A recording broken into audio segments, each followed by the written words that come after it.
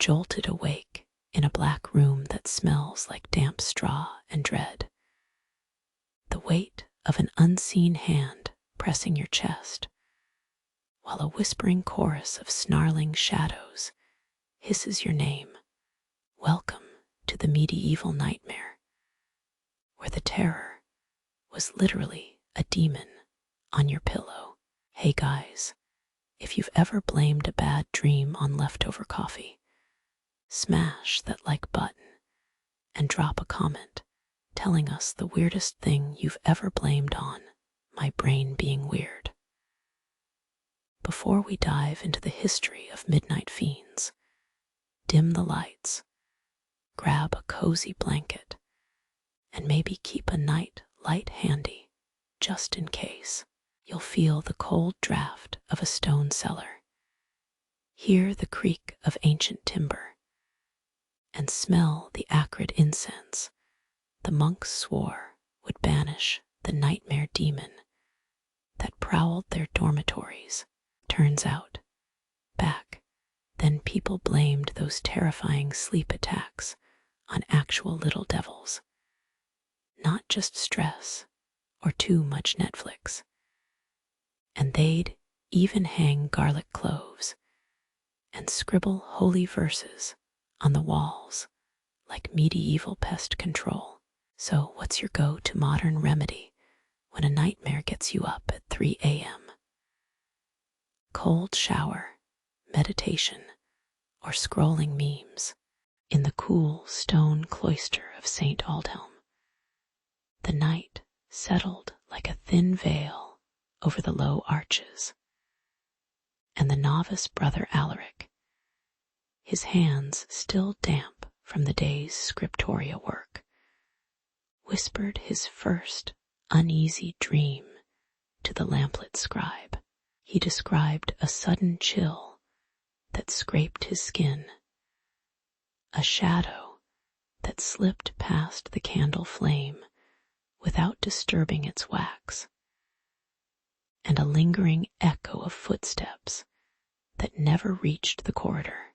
The older monk, whose beard caught the faint glow, listened with a measured sigh, noting the way the wind outside rattled the shutters in a rhythm akin to a distant heartbeat. The novice's eyes, wide with the memory, reflected the dim light, as if holding a tiny, trembling candle within them. The scribe, in his quiet way, recorded the account on parchment, his quill moving as slowly as the passing of the hour. Later that night, as the dormitory lantern sputtered and the stone floor grew cold beneath his sandals, Alaric felt the weight of an unseen presence pressing against his chest, the air thickening with a scent of damp earth and iron. The other brothers, already half asleep, murmured low prayers that sounded more like the rustle of wool blankets than solemn invocations. Alaric's breath came in short, visible puffs, each one seeming to carry a faint, low humming that the other monks could not hear. He awoke with a start, his heart hammering against his ribs like a pilgrim's drum, and found the candle guttering as if something had brushed past it. The room stayed silent, save for the distant drip of water from the cloister's well, a sound that now felt like a slow, deliberate warning. The next morning, when the brothers gathered for the simple broth and stale rye, Alaric recounted his night to the cellar keeper, whose tired smile hinted at the irony of men who chased shadows while their own footprints marked the stone floor. The keeper chuckled softly, stirring the pot, and remarked that even the most solemn of visions often slipped away with the first sip of broth, as if warmth could dissolve the lingering frost of fear. A novice from the garden, wiping his hands on a rough tunic, added that the old tales of demons were perhaps more about the mind's tendency to dress ordinary worries in draped cloaks of the unknown. Their conversation drifted like the slow movement of the sun across the cloister windows, casting long, gentle bars of light that made the stone seem softer. The irony lay not in the presence of demons, but in how the monk's own routine, chanting, washing, tending the fire, quietly chased away the imagined specters. By afternoon, the cloister settled into its familiar cadence. The echo of wooden doors, the rustle of vellum, the faint scent of incense blending with the earthy smell of the herb garden. Alaric, now seated on a stone bench, felt the lingering chill of his dream dissolve into the steady hum of daily labor. His hands steady as he polished the brass candlesticks. The other monks moved around him with the unhurried grace of practiced routine, their voices low, their steps deliberate, each motion a small affirmation of the present moment. The lingering notion of a night-bound demon became merely a faint whisper in the larger chorus of communal life, as palpable as the warmth radiating from the sunlit courtyard stones. In the gentle lull of the day, the earlier tension faded like mist under a rising sun. As dusk approached, the monks gathered for the evening chant, the stone walls absorbing the soft vibrations of their voices, and Alaric reflected on how his fear had been transformed into a quiet lesson about the mind's shadows. He noted the way the candlelight danced across the rough wooden pews, casting patterns that reminded him of fleeting thoughts, present one moment, gone the next. The night outside deepened, the wind now a gentle sigh that brushed the shutters without urgency, and the monastery seemed to breathe as a single, ancient organism. Alaric realized that the demons of nightmares were less about external forces and more about the human tendency to give shape to the intangible. A reminder that stillness often holds more answers than the clamor of fear. With a soft smile, he settled into the rhythm of the chant, allowing his breath to align with the centuries-old stones, feeling both small and timeless in the quiet hush.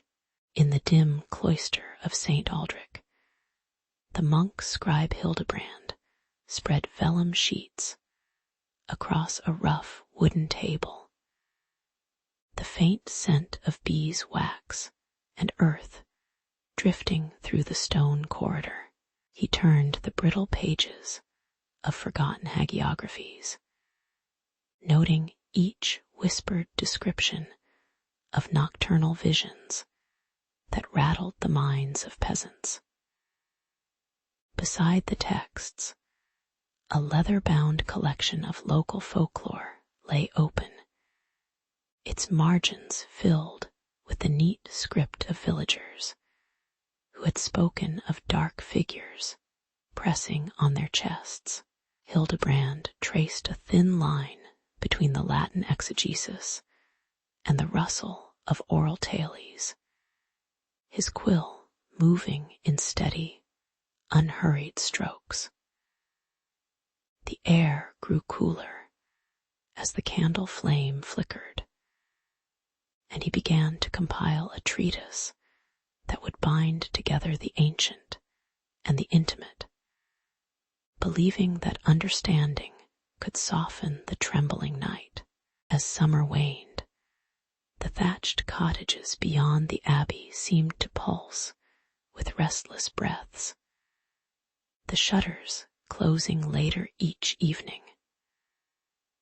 Women whispered to one another over low bowls of pottage, their eyes darting toward the hearth where embers glowed like distant eyes. Men who had once returned from the fields with soot on their hands now muttered about shadows that lingered in the corners of their beds. The village healer counted the sleepless nights, noting a rise in trembling hands and shallow sighs that rose with the night wind. An uneasy murmur spread through the lane, a collective sense that something unseen pressed against the curtains, heightening a shared anxiety that the darkness was no longer passive. Hildebrand, seated beneath the vaulted arches, read aloud the old Latin phrase that described nightmares as visits of the malefic spirits, while the monks around him adjusted their cloaks with practiced indifference. The irony lay in how the very act of naming the darkness gave it a form, turning an inner tremor into an external demon that could be pointed at with a finger. Villagers, when they gathered at the communal well, spoke of the demon as if it were a neighbor they might invite for tea, their tone half reverent, half weary. Yet the scribe noted in his margins that the same restless breath could be traced to the cold stone walls and the thin blankets that offered little protection against the winter draught. The treatise thus grew, a quiet catalogue of how fear itself masqueraded as a creature, a subtle reminder that the monsters lived more in perception than in flesh. When the full moon rose over the low fence, its pale light washed the courtyard in a soft amber, and the villagers settled into a slower rhythm of evening chores. Children, clutching simple wooden toys, sat by the fire, while their mothers hummed lullabies that rose like warm wool over the chill. Night watches were taken in turns, the lanterns swinging gently, casting elongated shadows that seemed to acknowledge rather than threaten. Hildebrand observed the quiet acceptance, noting how the community's routine, the clink of a pot, the rustle of a linen cloth, steadied the pulse of the night. In that measured stillness, the earlier panic faded like mist, leaving behind a shared breath that soothed both scribe and serf alike. As winter's first frost glazed the roof tiles, Hildebrand completed his manuscript, its pages now a thin veil between ancient fear and present experience. He reflected on the way each whispered nightmare had woven itself into the fabric of daily life, a pattern as subtle as the grain of the wooden bench he rested upon. The treatise, he concluded, was less a warning of demons than a gentle reminder of humanity's tendency to cast unknown discomfort into visible shapes. With a soft sigh, he closed the folio, feeling the smooth texture of the parchment against his fingertips, and sensed a quiet gratitude for the ordinary moments that held the night at bay. The monastery bells chimed slowly, their resonant tone echoing through the cloister, marking the end of a night spent cataloguing shadows and inviting all to rest in the calm that follows understanding. The thin road from the valley curled past low stone walls, and Lady Maud, her satchel heavy with dried sage, halted before the cloister's wooden gate. She brushed the chill from her cloak, and in a voice that sounded like wind through barley, mentioned a restless spirit that the villagers called the night hag. The monks, wrapped in woolen habits, listened as the herbalist described how the hag slipped through darkness, pressing cold fingers against sleepers' throats. Her eyes, shadowed beneath a hood, lingered on the dim lanterns, where the flicker seemed to mimic the whispered dread of the tale. With a quiet nod, the abbot invited her to share her herbs, while the courtyard stone retained the faint echo of her warning. That night, Alaric, a novice with restless hands, lay on a narrow straw mattress and felt the draft creep along his skin. The silence of the chapel was broken only by the soft creak of timber and the distant lowing of cattle beyond the walls. He recalled Maud's words, each syllable settling like a stone in his chest, and imagined a slender silhouette hovering at the foot of his cot.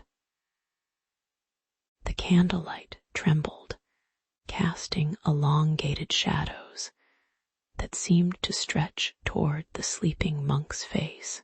As the hour deepened, a faint rustle in the rafters made his breath hitch, and the thin veil of sleep felt like a fragile parchment about to tear.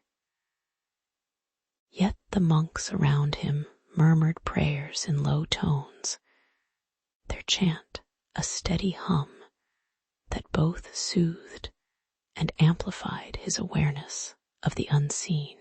By morning, the other monks laughed gently at Alaric's pale expression, comparing his night's terror to the moths that fluttered against the window pane. The abbot, his beard dusted with dew, offered a cup of tepid broth, noting that the only hag worth fearing was hunger itself. Lady Maud, polishing her herbs on the stone table, smiled faintly. The irony of a demon, explained by the weight of unwashed thoughts. She explained that the night hag was a name villagers gave to the thin line between waking and dreaming, a metaphor that slipped easily into superstition. The novices exchanged glances, the earlier dread dissolving into a quiet amusement as the courtyard suns warmed the cold stones.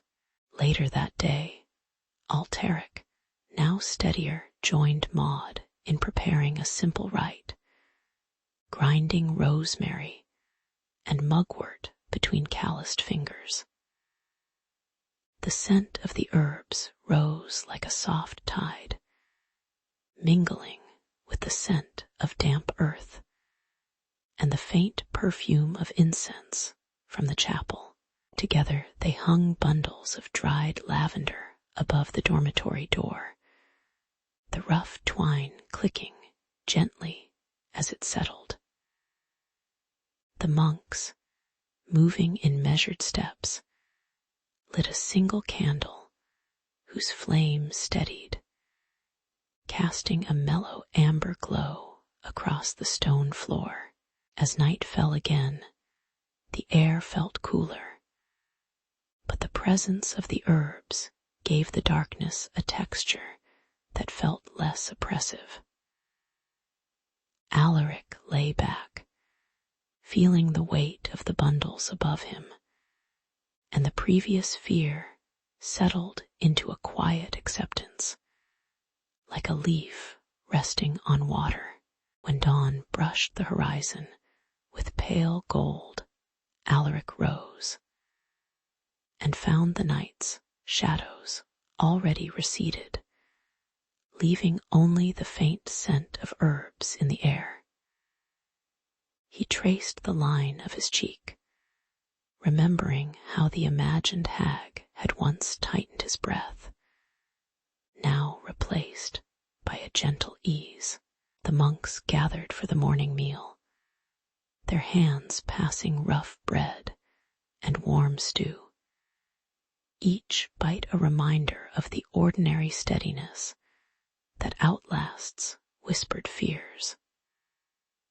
Lady Maud prepared to depart, her satchel once again laden, and offered Alaric a sprig of sage, saying in a soft tone that the greatest protection often resides in simple attention. As she vanished along the same winding road, the monks watched the path fade, aware that the night's stories lingered like a quiet echo, prompting each heart to recognize its own fragility with a modest, patient smile. The storm rolled over the valley like a weary sigh wind, rattling the shutters of the stone abbey as night deepened beyond the thin candlelight. Alaric, a scribe whose fingers were stained with ink, lay on a rough-hewn cot, hearing the distant clang of rain against the cloister walls. A faint scent of damp straw permeated the air, mingling with the faint perfume of dried herbs placed for protection. In the hush, the candle flame quivered, casting shadows that seemed to lean a little closer. He felt the weight of the night pressing gently against his eyelids, as if the darkness itself were a soft blanket waiting to be lifted. When sleep finally claimed him, a vivid dream unfurled where a dark presence surged through the nave, its outline as indistinct as a flickering torch in a sudden gale. The demon, described only by the echo of its footsteps on cold stone, chased the monks through the aisles, its breath chilling the air like a breath of winter. Alaric's heart beat against his ribs with a steady, muted thud, and the sound of distant thunder seemed to mimic the creature's growl. Hildebrand, the cellar keeper, appeared beside him, his rough hands clutching a simple wooden staff that felt oddly heavy. Together, they stood at the threshold of the chapter house, the nightmare tightening like a rope around the ancient doors. The exorcism that followed was less a grand ceremony and more a pragmatic bout of shuffling footstools and muttering low verses that sounded like the murmuring of the river outside. Hildebrand thrust the staff into the dust, sending a thin plume of amber-scented incense spiraling upward, the smoke curling like a slow exhale. The demon, however, seemed more a pall of restless wind than a fiery beast, slipping through the cracks of the stone as quietly as the rain seeping into the cloister's paving. Their voices, low and measured, blended with the susurrus of the storm, creating a rhythm that felt almost ordinary despite the gravity of their intent. The irony lay in how the most terrifying spectre was confronted with such mundane tools, offering a quiet chuckle to the unseen watcher of history. When the last tremor of thunder faded, the storm's roar receded into a distant murmur, leaving the abbey bathed in a soft, amber glow from the remaining candles. Alaric and Hildebrand slipped back into the quiet, the wooden staff set gently against the stone bench, its surface cool to the touch. The rain's patter on the rooftops became a gentle percussion, matching the slow rhythm of their breathing as they knelt to pray without words, simply feeling the air settle around them. The stone walls, now damp and glistening, reflected a faint sheen that made the space seem hushed yet alive. In that stillness, the night seemed to fold back upon itself, offering a brief respite from the lingering chill of imagined dread. Later, as dawn's pale light filtered through the narrow windows, Alaric traced the outline of his dream upon a fresh parchment, noting how the darkness had felt less a demon than a mirror of his own anxieties. He realized that the stories whispered in the cloister's corridors were as much about the human need to name the unknowable as they were about any external force. The night, now quiet, left behind a lingering scent of wet stone and the faint echo of distant bells, reminding him of the continuity between sleep and waking. Hildebrand, wiping his hands on his rough cloak, offered a simple nod, an unspoken agreement that the world would continue its slow turning regardless of fleeting terrors. With a soft sigh, Alaric closed his journal, feeling a gentle gratitude for the ordinary moments that steadied the heart against the storm's memory. When the cold wind slipped through the stone cloister at midnight, the villagers of the valley huddled in their thatched homes, each breath visible in the flickering hearthlight. A low murmur rose from the dormitory as a brother awoke, trembling, his hand gripping the rough wool blanket. He spoke of a shadow that pressed upon his chest, a shape with unseen eyes that whispered in a language older than the stone arches. Others in the infirmary reported similar visits, their faces pale, their hands clenched around simple wooden rosaries. The night air seemed thicker, as if the darkness itself had taken on a weight, and the monks exchanged uneasy glances. By dawn, the rumors had traveled faster than the wind across the meadow, gathering in the refectory like a cold draught under the window. The prior listened to the frightened voices, noting how the descriptions converged on a single, unseen presence that clung to the sleepers' throats. The candles sputtered, casting wavering shadows that seemed to dance on the stone floor, and the iron hinges of the cell doors creaked as if in sympathy. Men who had never spoken of demons before now whispered prayers in hurried cadence, their tongues catching on the word demon like a stone in their throats. The palpable anxiety settled like a thin layer of dust, making each step across the cold flagstones feel deliberate and heavy. Yet as the sun climbed, a junior monk observed the pattern of the nightmares and raised a small, almost amused query to the senior, whose face remained blurred behind the veil of morning light.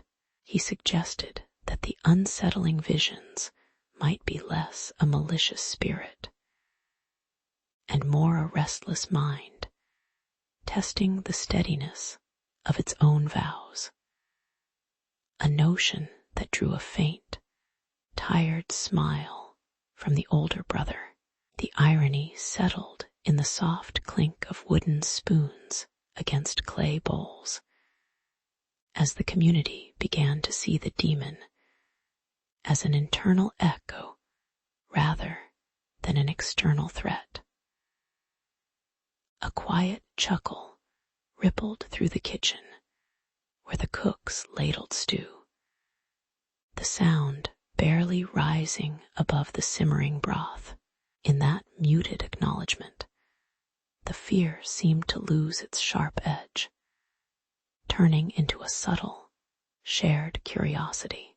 As the day wore on, the abbey introduced a simple cadence of breathing prayers, each syllable measured like the slow turning of a millstone, and the monks recited them together beneath the amber glow of the western windows. The sunrise painted the cloister walls in warm terracotta, and the temperature softened, allowing the chill of the night to recede like a tide. Children in the garden wove wheat sheaves, while the older brethren tended the herb garden, their hands moving through cool soil, the scent of rosemary mingling with the faint smoke of incense. The community found steadiness in the rhythmic washing of bowls and the steady patter of rain on the stone roofs, a comforting lull that quieted the earlier tremors of dread. By twilight, a collective sigh rose, not of fear, but of relief, as the nights beyond seemed less a battlefield with unseen foes and more a gentle night watch. In the years that followed, the monks recorded the episode in a modest chronicle, noting the shift from dread to a quiet acceptance, their ink staining the parchment like dew on a leaf. Visitors who later walked the cloister described the monk's calm demeanor, observing that the once feared shadows had become a footnote beneath the gentle rhythm of daily prayer. The blurred faces of the saintly teachers, forever hidden in the soft halo of candlelight, appeared less as distant authorities and more as quiet companions sharing the same breath of stone and sky. When the village children grew into elders, they recalled the night not as a battle with demons, but as a lesson in listening to the soft rustle of one's own thoughts. The tale settled into the collective memory like the slow fall of night, reminding all who heard it that fear often wears familiar clothing, and understanding arrives on the edge of sunrise. Brother Anselm stepped down the winding stone path that led to the cloister of St. Aldrich. The early mist clinging to the thatch roofs like a soft veil. The air smelled of damp earth and faint rosemary, while distant cows lowed in the low hills beyond the olive groves. He was greeted by a monk whose hands were calloused from gardening, the palm warm against Anselm's cool sleeve. The courtyard was illuminated by the pale glow of sunrise, casting long shadows that slid across the flagstones. As the bell tolled sluggishly, the rhythm matched Anselm's own measured steps, and the world seemed to pause in a gentle inhale. That afternoon, the villagers gathered near the well, their voices low as they whispered about the night's torments that left sleepers trembling and drenched in cold sweat. Mothers spoke of children waking with a gasp, eyes wide as though haunted, while the blacksmith described his own restless nights, where the hearth fire seemed to flicker with unseen hands. Anselm listened, feeling the weight of their fear settle like a damp blanket on his shoulders, and the stone walls of the monastery seemed to echo the murmurs. In the candle-lit refectory, the monks exchanged glances, the wax dripping slowly as if marking the passage of uneasy hours. The tension lingered, a thin veil of unease that brushed the back of his neck, reminding him how fragile sleep could be when shadowed by unseen stories. Later, as the night deepened, a young novice sipped thin broth and chuckled lightly, noting that the so-called demon might simply be a restless mind seeking a story to cling to. Her laugh was quiet, like the rustle of parchment, and she brushed a stray strand of hair from her brow while the candle flame swayed gently. The monk responsible for the library, his face blurred by the dim light, offered a cracked walnut to the fire, watching the embers crackle as if in conversation. The irony of attributing ordinary sleeplessness to a demonic presence settled into the room, softening the earlier dread with a modest, human smile. Even the stone walls seemed to lean in, listening to the subtle humor that steadied the collective breath of the night watch. When the hour grew deep, Anselm retired to his modest cell, the wooden door closing with a muted thud that resonated like a lullaby. The night wind brushed the narrow window, bringing the scent of pine and damp stone, while a moth fluttered lazily against the plaster. He lay on the rough straw mattress, feeling the coolness of the stone floor seep through his robes, and listened to the distant hymn of a night bird perched on the cloister arch. The silence settled like a soft blanket, and the imagined whispers of possession faded into the regular rhythm of his breathing. In that calm, the night passed without a single overt disturbance, leaving only the quiet certainty of darkness holding its place. At dawn, Anselm walked the cloister aisles, his steps echoing gently against the arches, and reflected on how stories of demons had become a vessel for the villagers' unease. He observed how the simple act of sharing a night's terror softened its edge, turning fear into a communal narrative that eased the heart. The blurred visage of St. Aldrich, hidden in the soft glow of morning, reminded him that the unknown often hides behind ordinary faces. He felt a quiet gratitude for the ordinary rhythms, the clink of metal, the rustle of robes, the sigh of wind that stitched together the tapestry of human frailty.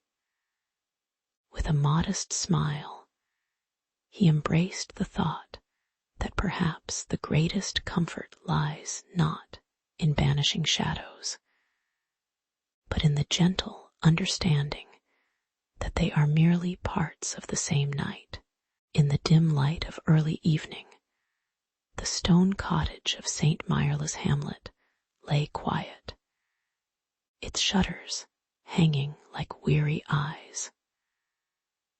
Villagers whispered about sleepless nights, describing trembling dreams as if a shadow lingered above their beds. Father Gregory arrived on a slow, dust-laden road, his sandals muffled against the cobblestones, carrying a wooden cross that caught the last amber of day. He was known across the diocese for quiet exorcisms, his reputation a soft echo among the market stalls. The community gathered around the hearth, the crackle of fire punctuating the hushed anticipation of his rites. Elise, the village healer, placed a bowl of steaming rosemary and lavender on the low table, the scent curling through the room like a gentle breath.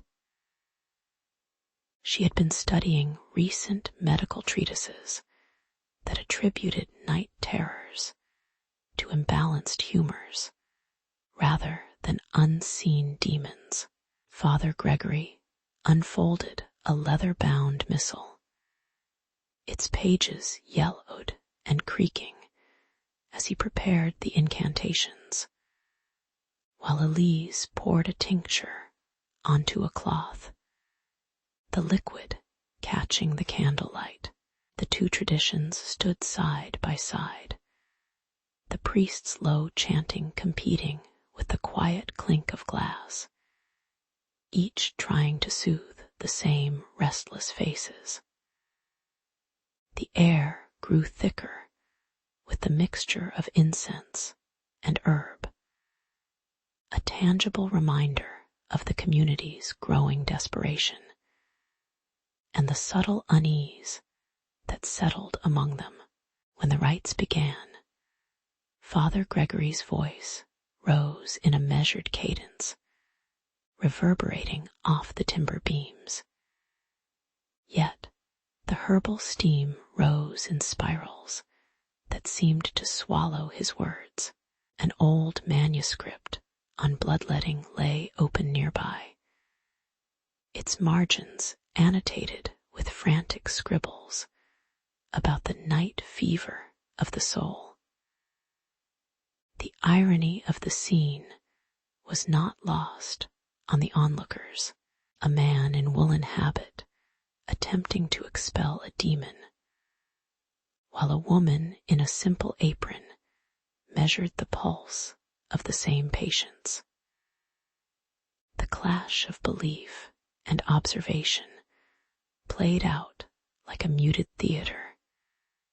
The only sounds the soft sigh of fabric and the occasional rustle of parchment.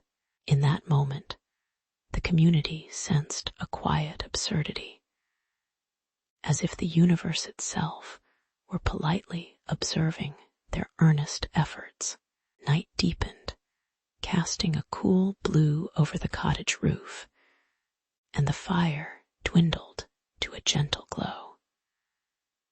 Father Gregory lowered his hands, his breath steadier now, while Elise cleaned the herbal bowls, the steam fading into the night air. The villagers curled into their woolen cloaks, the creak of wooden beds, a lullaby that slowly steadied their breathing. No dramatic revelation arrived, only the slow, unhurried rhythm of ordinary life resuming its course.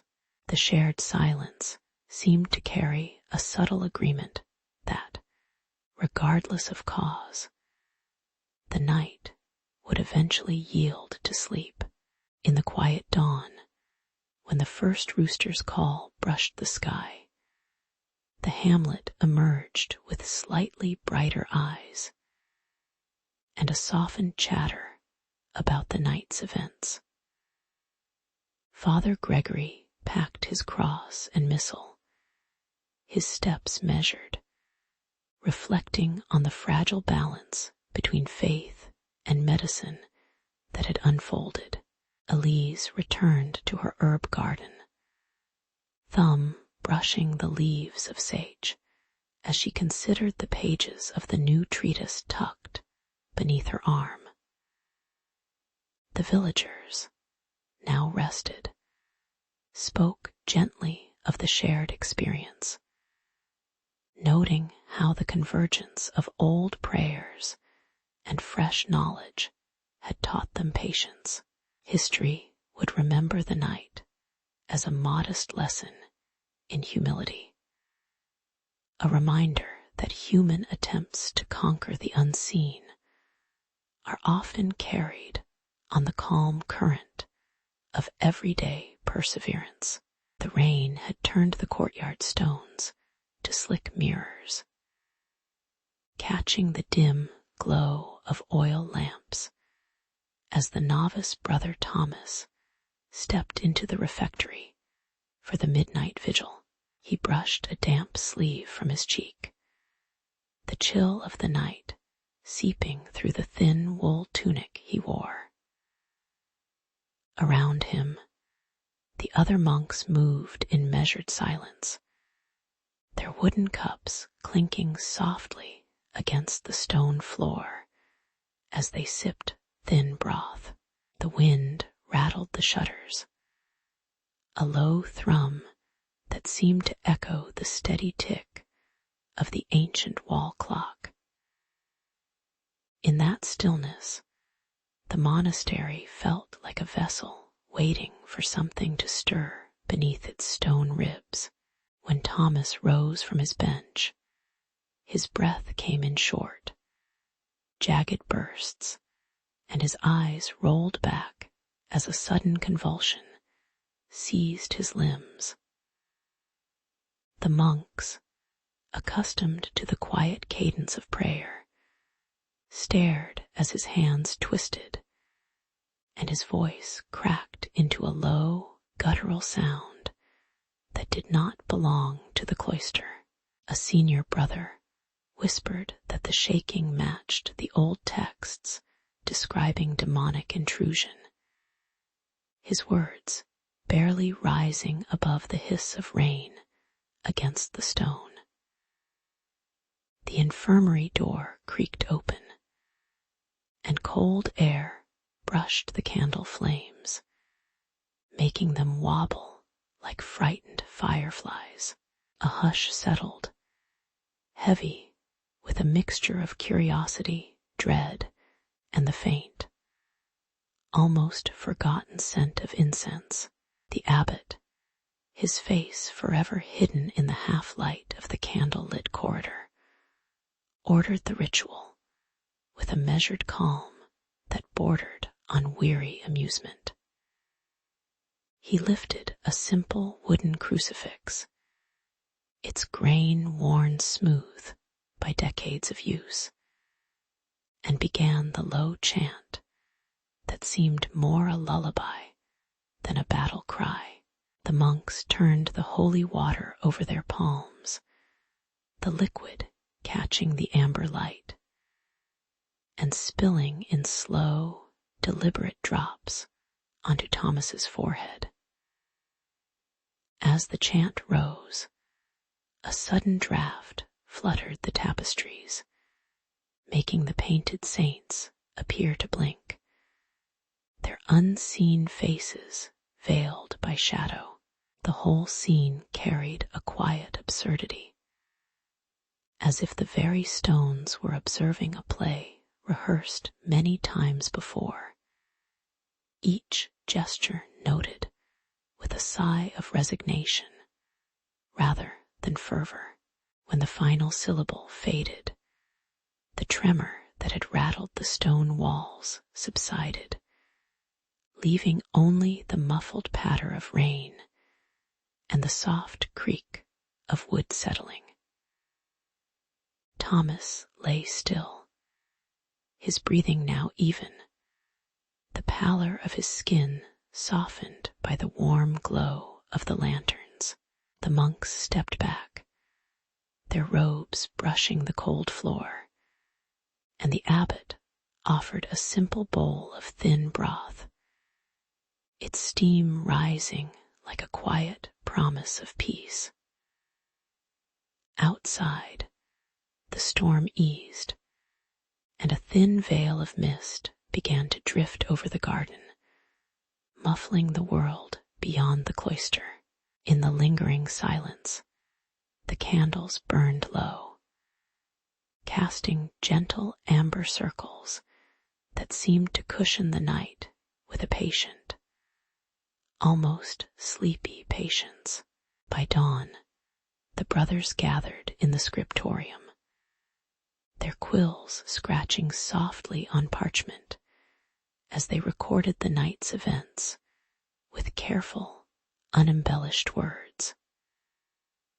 They noted the seizure's timing, the temperature drop, and the faint taste of iron that lingered on Thomas's tongue, all without attributing the cause to unseen forces.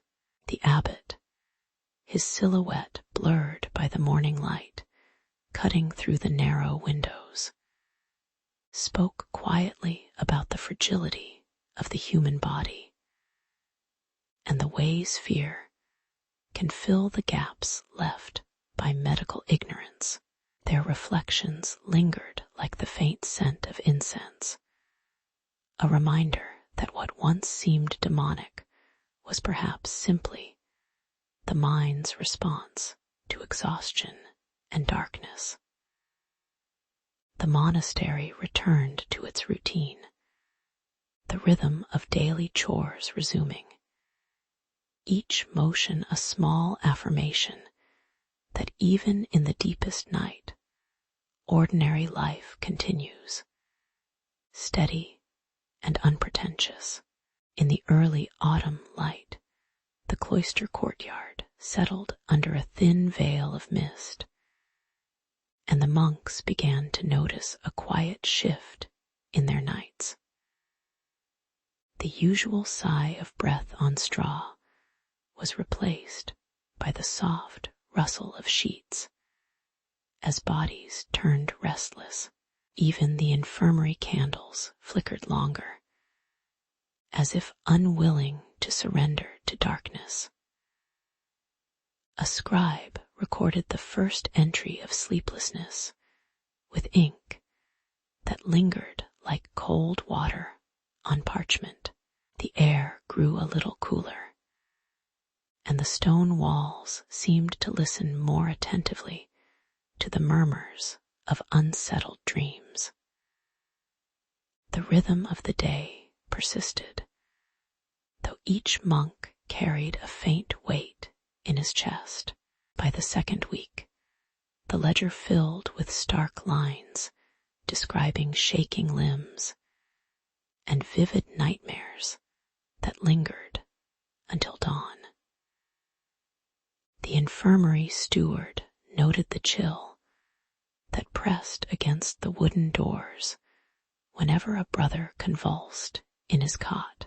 The abbot, his robes rustling, called the brothers to a night vigil, and the choir's low chant rose like a thin fog over the cloister. Candles were arranged in a circle, their flames trembling, as if mirroring the monk's own trembling sleep. The sound of distant wind against the arches seemed to echo whispered pleas for relief. Yet the tension lingered, a palpable charge that made the stone floor feel unusually hard beneath bare feet.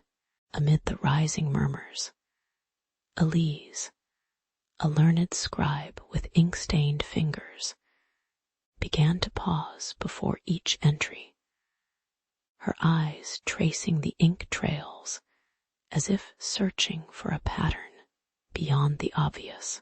She noted that the night's sickness appeared after a new batch of herb-infused wine was shared in the refectory, and the timing felt more practical than spectral.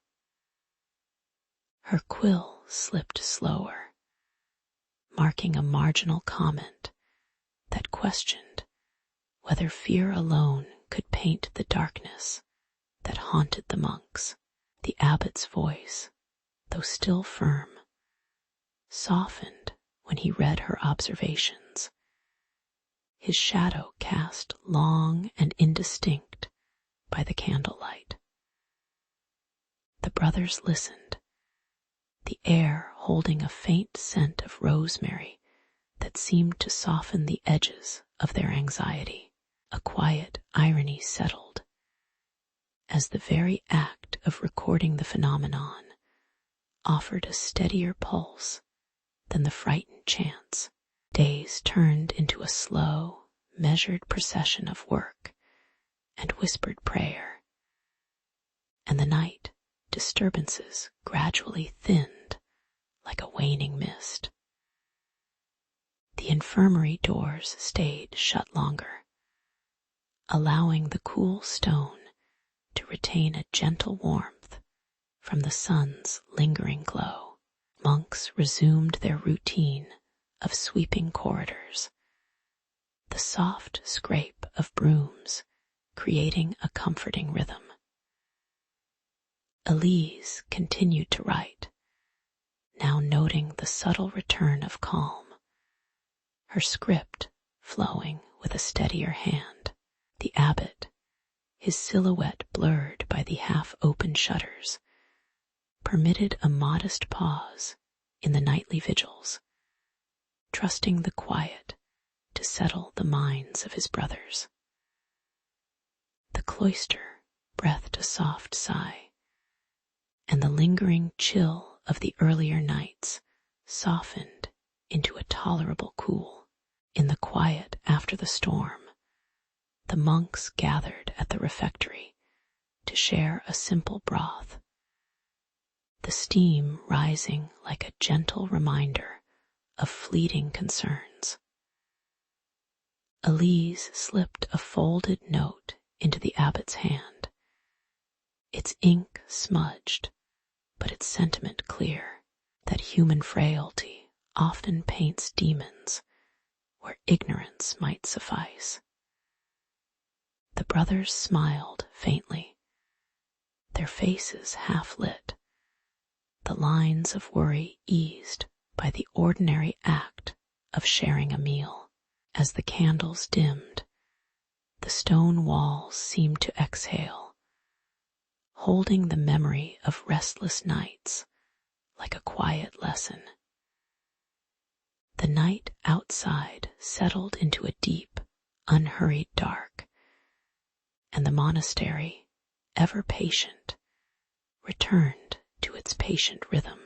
In the end, the episode lingered only as a soft echo, a reminder that even whispered fears dissolve beneath the steady hum of daily life. The first light slipped through the stone mullions, painting the cloister floor with a soft amber hue. Brother Ansel, a novice still tender to the night's rest, rose from his narrow straw pallet with the slow stretch of a waking cat. He brushed the cool air from his cheeks, feeling the lingering chill of the dawn's breath against his skin. In the refectory, the quiet murmur of monks stirring their simple broth echoed like a distant tide.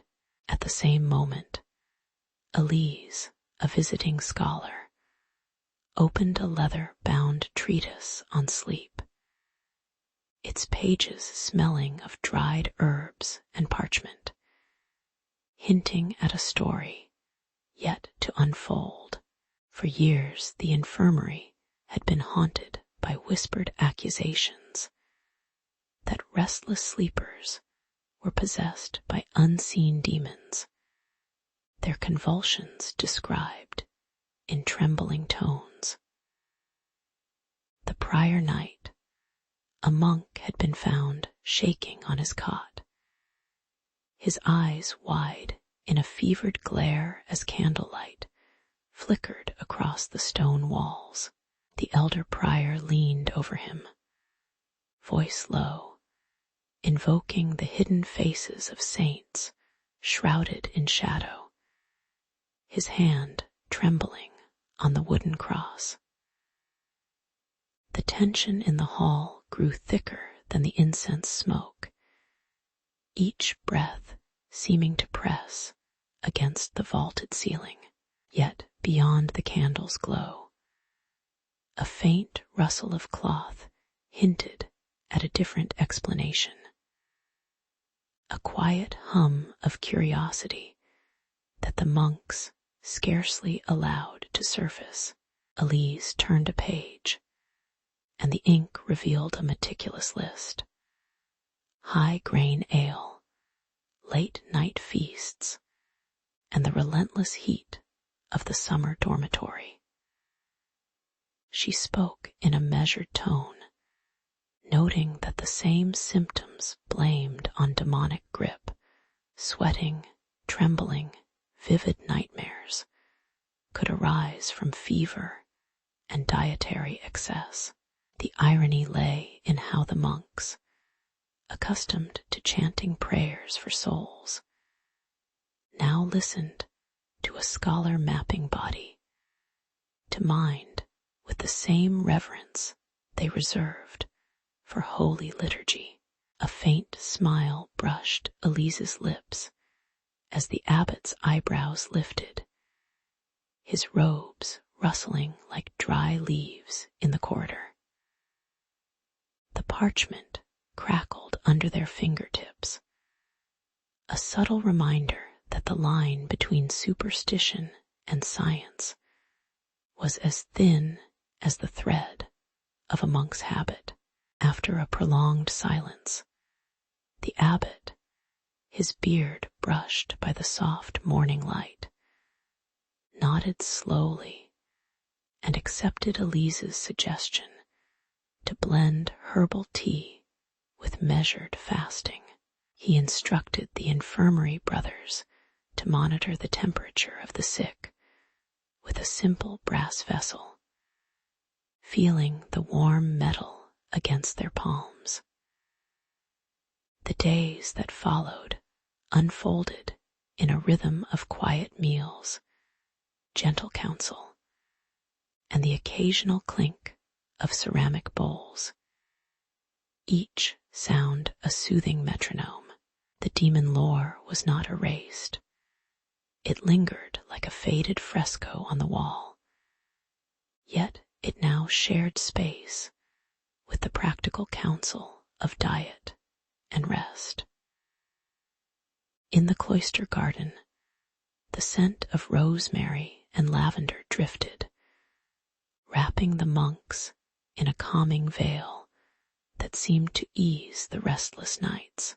Seasons turned, and the monks recorded fewer accounts of possession, though the old tales continued to be whispered at firelight, their faces blurred by the dance of shadows.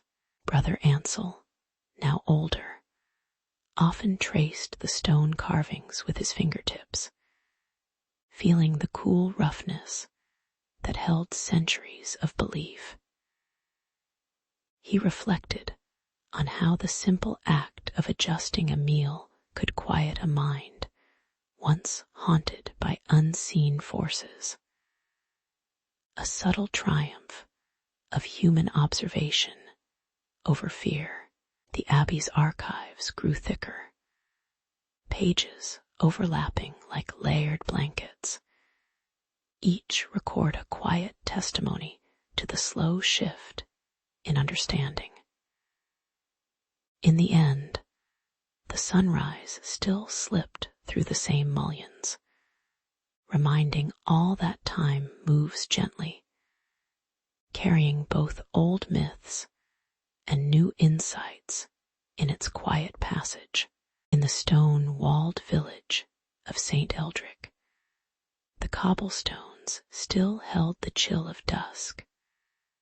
As Father Alaric stepped onto the low platform of the chapel's narrow nave, his hands clasped around a simple wooden cross that seemed more a relic than a weapon. The lanterns flickered, casting amber shadows that fell on the vaulted ceiling, and a hush settled over the gathered faithful, each breath faint against the cold stone. Alaric's voice, low and measured, spoke of nightly visions that slipped through sleepers' lids like thin curtains, urging all to regard them as whispers of malevolent spirits. Among the listeners, a young woman named Myra shifted uneasily, her eyes reflecting a restless glow that hinted at dreams too vivid to silence. The sermon began as a quiet warning, the first of many nights where the ordinary would be tinged with an unease that felt both ancient and immediate. As the final echo of Alaric's words faded, the congregation lingered by the hearth, the crackle of burning wood puncturing the stillness and sending occasional sparks onto the stone floor. Murmurs rose, low and tentative, as villagers exchanged glances that trembled like candlelight, each recalling a fragment of a dream that had left a lingering chill on their skin. Myra, seated near the edge of the aisle, clenched her hands into the rough fabric of her shawl, the fabric rough against her fingertips, and her mind replayed a cascade of colors that seemed to pulse with a life of their own. The old baker, his cheeks flushed from the heat of the oven, spoke in a hushed tone about a shadow that hovered over his flour sacks, while the seamstress described a fleeting sensation of being watched by unseen eyes. The tension gathered like a low fog, threading through the room, as the ordinary rituals of evening prayer were now threaded with an unsettling awareness of something beyond the visible walls. A subtle irony settled over the gathering when the unseen face of a revered saint, forever hidden in the soft glow of stained glass, seemed to grin at the fervor of the crowd, its outline blurred like a memory of a forgotten hymn. The villagers, accustomed to the rhythm of daily toil, now found themselves cataloging the absurdity of attributing every night's fragment to malign spirits, while the candles sputtered in a rhythm that mimicked a lazy heartbeat. Myra, whose dreams had painted the night sky with hues of amber and violet, offered a quiet smile that hinted she understood the paradox of fearing what her own mind could conjure. The carpenter, whose hands bore the calluses of years spent shaping beam and joint, chuckled softly, noting that even the strongest oak could sway in an unexpected wind.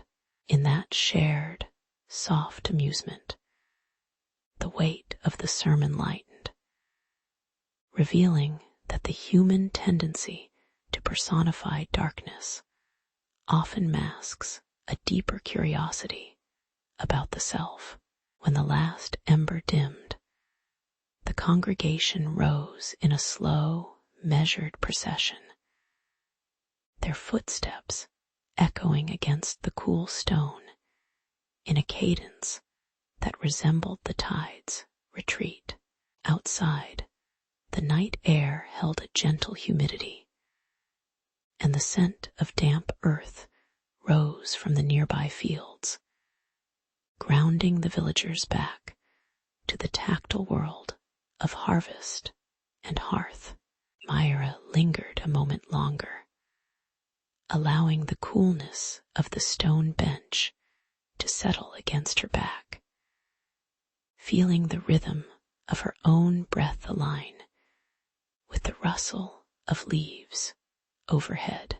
The priest, his robe brushing the floor, placed a hand on the doorframe, the fabric brushing his palm and leaving a faint imprint of warmth, as if to remind all that the sanctuary was a space of containment, not confinement. In the quiet that followed, the villagers dispersed to their homes, each carrying a small, unspoken resolve to meet their dreams with a measured eye rather than a trembling heart. Later, as the moon cast a soft silver over the rooftops, the village settled into a gentle stillness, the occasional creak of a wooden beam sounding like a distant lullaby.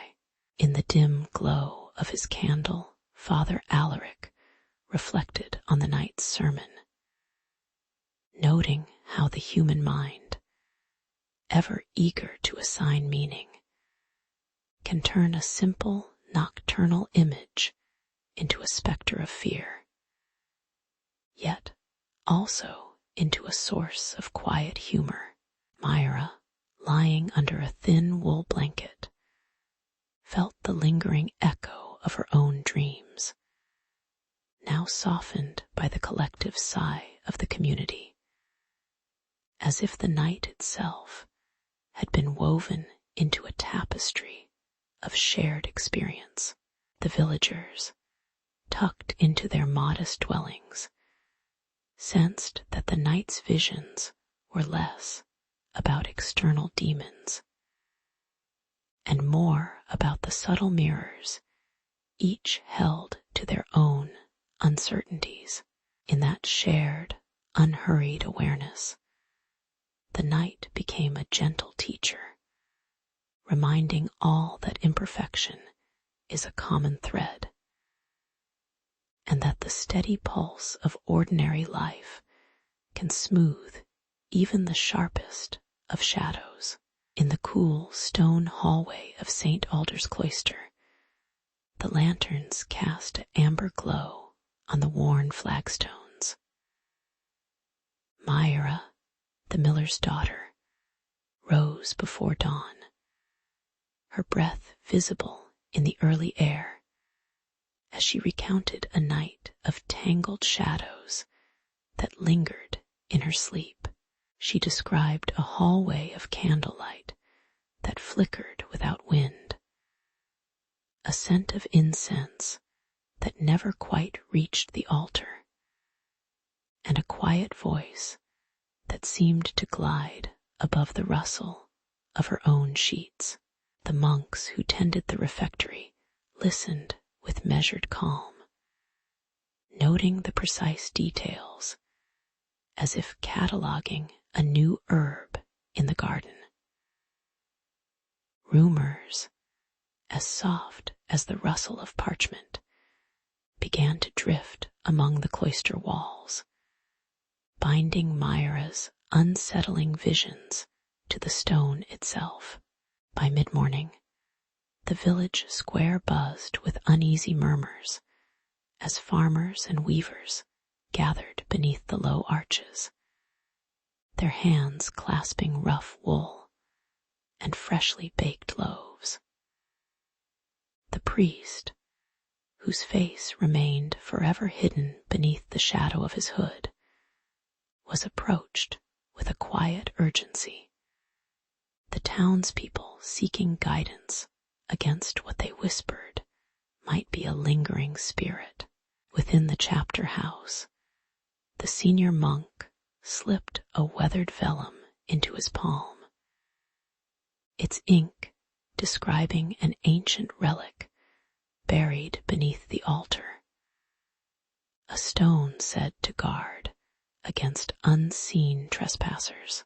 The air grew thicker, the heat of the midday sun pressing against the stone benches, while the scent of damp earth from the nearby well seemed to seep into the conversation.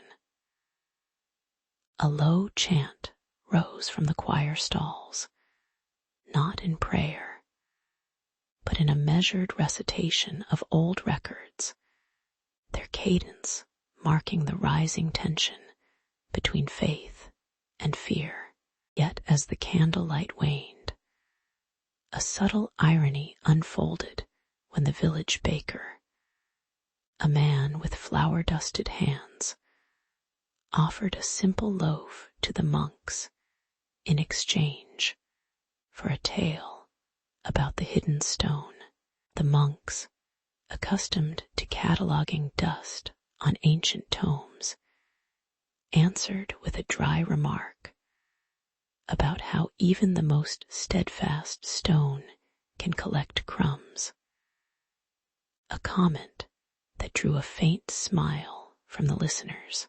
Myra, who had once feared the darkness of her dreams, watched the exchange and noted how the very fear that haunted her was being soothed by the mundane act of sharing bread.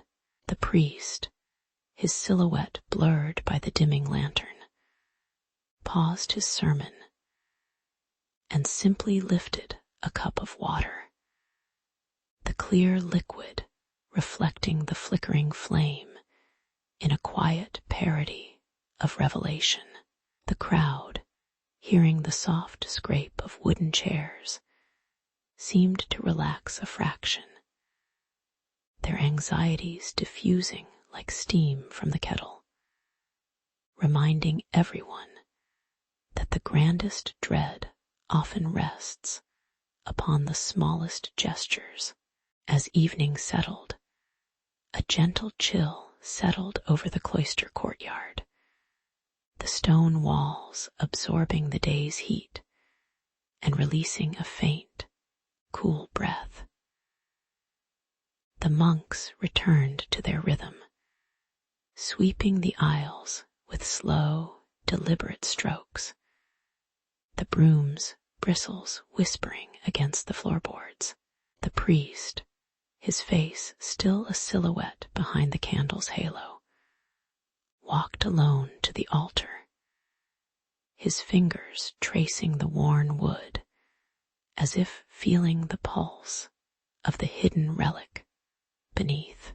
Myra, seated on a worn bench, watched the shadows lengthen, the distant toll of the bell marking the hour with a soft, resonant thud. In that quiet, the village's earlier clamor faded like the echo of a candle being snuffed, leaving only the sound of wind rustling through the courtyard's ivy. When night fully claimed the sky, the cloister's lanterns glowed amber, casting silhouettes that moved like slow film across the stone floors. The monks, now seated with cracked mugs of tea, exchanged quiet observations about how dreams, like the scent of damp stone, rise and fall without warning, reminding each other of the fragile line between imagination and belief. Myra, her eyes heavy with sleep, pressed a hand to the cold stone, feeling the faint vibration of centuries, and wondered whether the relic's purpose was ever truly to imprison spirits or merely to hold the memory of them. The priest, his voice barely audible, closed a leather-bound journal, its pages soft from years of handling, and left the candle to dim, surrendering the room to a gentle darkness. In the stillness, the distant crook of a shepherd's pipe drifted over the hills, a humble reminder that human stories endure like quiet stones, imperfect yet unhurried, and that the night, ever patient, carries each whispered fear toward a calm tomorrow. The oak-beamed hall of the elder council stood dimly lit as the evening mist curled through the stone windows. Myra entered on the creak of her worn sandals, clutching a modest kerchief that smelled of lavender and barley. Around the long table, the elders' faces were half hidden in the wavering candlelight, their hands resting on ledgers that whispered of past judgments. Father Alaric, his robe a muted ochre, adjusted his breath before the opening words, feeling the cool stone beneath his fingers. The silence stretched like a thin veil, allowing only the distant toll of the village bell to puncture the air. When the first query was spoken, the words fell heavy, as if each syllable pressed against the dusty scrolls piled at the edge of the bench. The council murmured about night visions, recalling a long line of dreams that had once been labeled as the work of wandering spirits.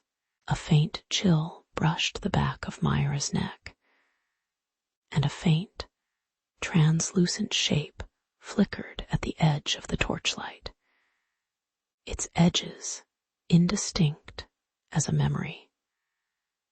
The elder's eyes flicked to the apparition, their breath briefly visible in the cold, yet none dared to speak of its origin.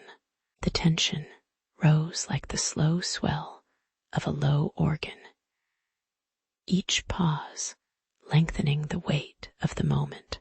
Father Alaric, noting the wavering shadows, offered a gentle reminder that many a saint had once been misunderstood, their humility masked by the same darkness.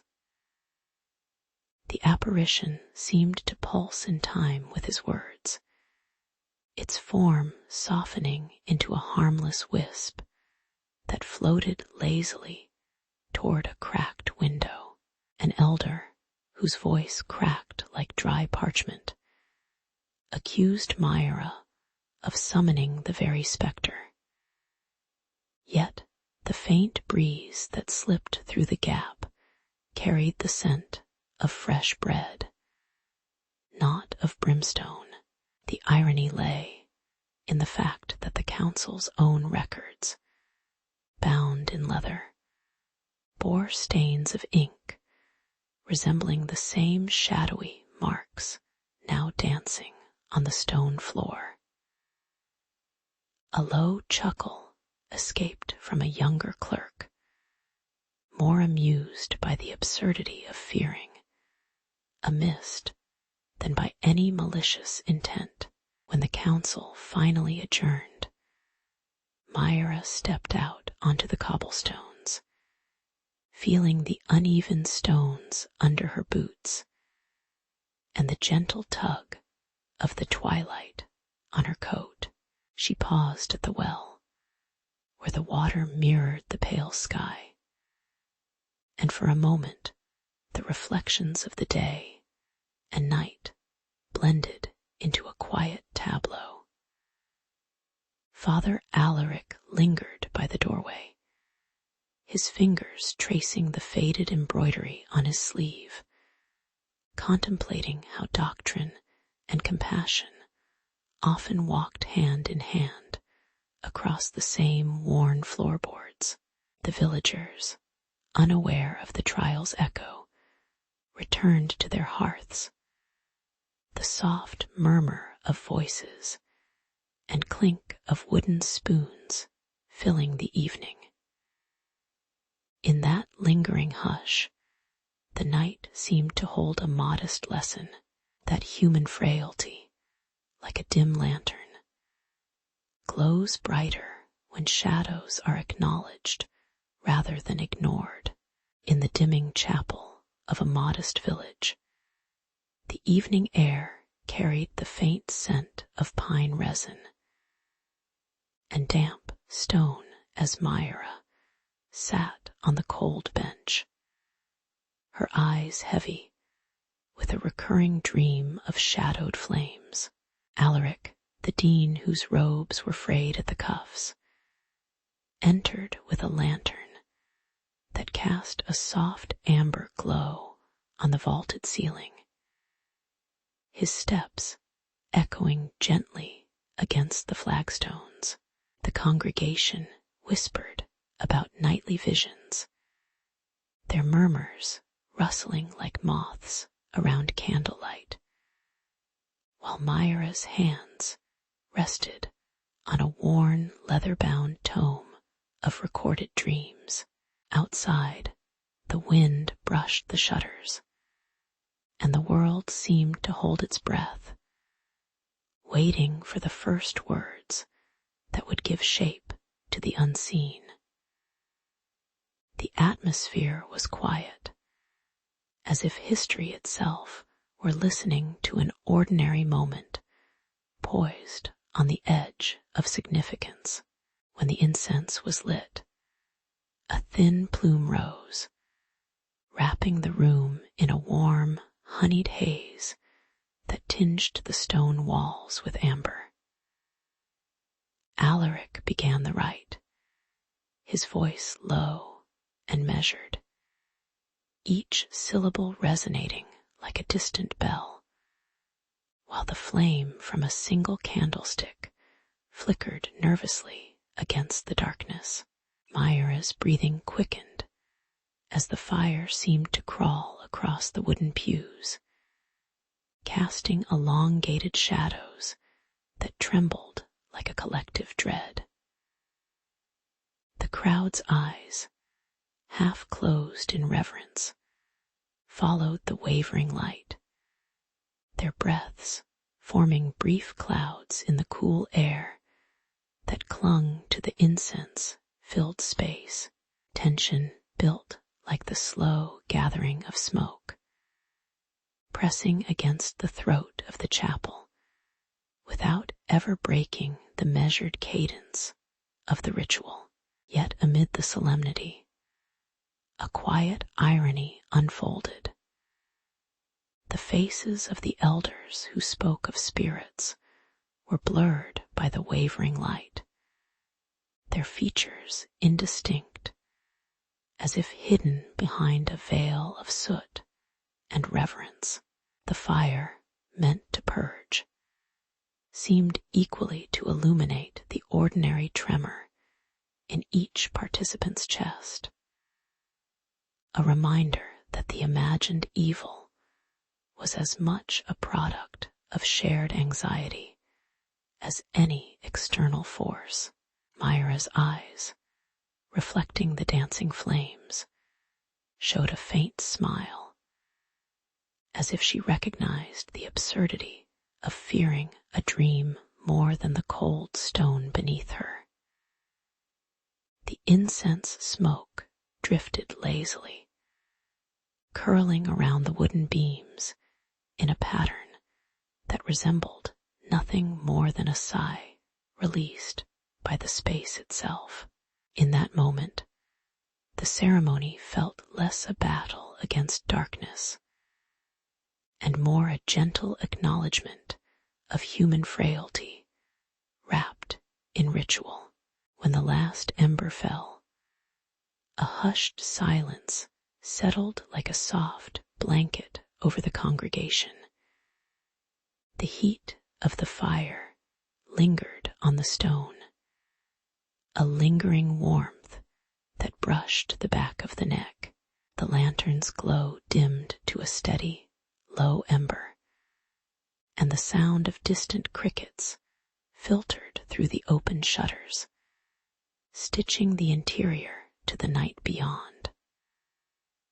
Myra rose slowly, her hands still resting on the leather tome, now closed, as she exchanged a quiet nod with Alaric, who adjusted his robe with a gentle, unhurried motion. The incense, now smoldering low, released a final breath of fragrant smoke that rose and vanished through the roof's small opening. The room, emptied of overt tension, returned to its ordinary rhythm of creaking wood and soft breaths, as if the night itself were pausing to listen to its own heartbeat. In the days that followed, the villagers spoke of the burning vision with a tone softened by distance, recalling the flicker of light more than the fear that had once accompanied it. Myra often sat by the hearth, the same gentle orange glow, now a companion rather than a specter, and she would trace the grain of the wooden table with a fingertip, remembering how the collective dread had turned into a shared calm.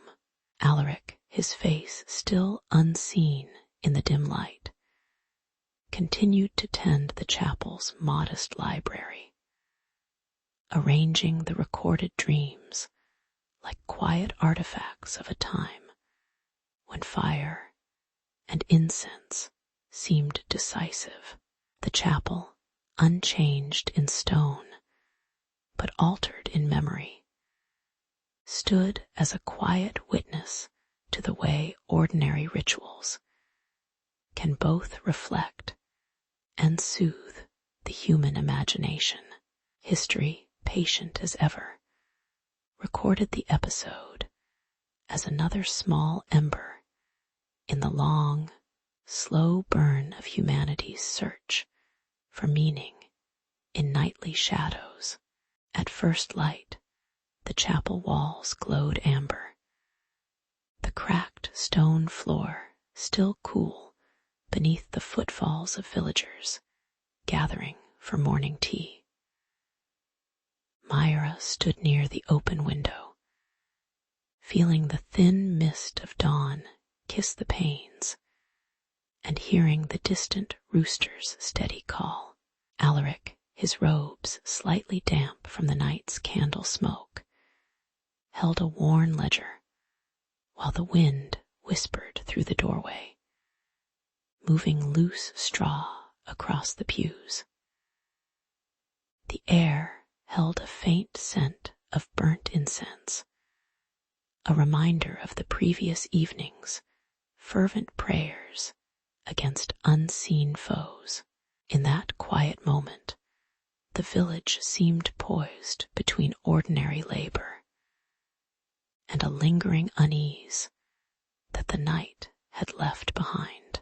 When darkness fell, the same chapel echoed with low murmurs as villagers recounted fractured dreams of shadowed corridors and whispering voices that seemed to crawl from the walls. Alaric's voice, rough as the timber beams, rose over the crackling fire, describing the visions as signs of malevolent spirits that prowled beyond the village's edge. The flickering flames painted his silhouette with shaky gold, while Myra's hands clenched the hem of her shawl, feeling the chill of fear settle into her bones. Outside, the wind rattled shutters, and the cold stone floor underfoot felt suddenly unsteady, as if the chapel itself were holding its breath. The tension built like a slow tide, each spoken warning adding another layer to the collective apprehension. Later, as the embers dimmed, a soft chuckle rose from the back pew where an elderly weaver sat, her fingers still stained with wool, remarking that the night's shadows resembled the moths that fluttered around her loom. Alaric glanced toward her, his stern brow softening as he realized the villagers were turning their fear into a quiet joke about mislaid mittens and misplaced tools. The blurred faces of the remembered saints in the frescoes seemed to smile behind the candlelight, their outlines hidden by the gentle glow. Myra, feeling a faint warmth return to her shoulders, listened as the conversation drifted toward the ordinary, a spilled cup, a cracked pot, rather than the imagined evil. In that modest humor, the heaviness of the previous sermons loosened, revealing a subtle irony that the darkness could be soothed by simple, shared humanity. With sunrise again, the chapel filled with a soft amber, the new day's light washing over the pews and calming the lingering cold. Twike, his robe now dry, placed his hand lightly on the ancient wooden altar, feeling the grain's familiar texture and allowing a quiet humility to settle over his posture. Myra opened a small notebook, the paper rustling gently as she recorded the night's reflections, her pen gliding over words that spoke of guidance rather than warning. The wind outside brushed the shutters lightly, carrying the scent of fresh bread from the village bakery, while the fire's remnants glowed like faint embers of resolve. In this calm, the villagers' conversations turned to the rhythm of daily chores, the chapel serving as a quiet backdrop rather than a stage for dread. As the day waned, the villagers lingered in the courtyard, their silhouettes outlined against the amber sky, each movement slow and deliberate like a recorded memory. Alaric watched Myra tuck away her notebook, the soft thud of its cover echoing the settled peace within the stone walls. The chapel's doors stood slightly ajar, allowing a cool breeze to mingle with the lingering aroma of incense, a reminder that reverence could coexist with ordinary life. The blurred faces of the saints in the murals seemed to watch over the scene, their unseen eyes reflecting a timeless patience for human folly and grace alike. In the lingering hush, the village found a quiet understanding that dreams, whether feared or laughed at, were merely threads in the larger tapestry of lived experience. In the dim scriptorium, candlelight flickers, dust motes swirl in the stale air.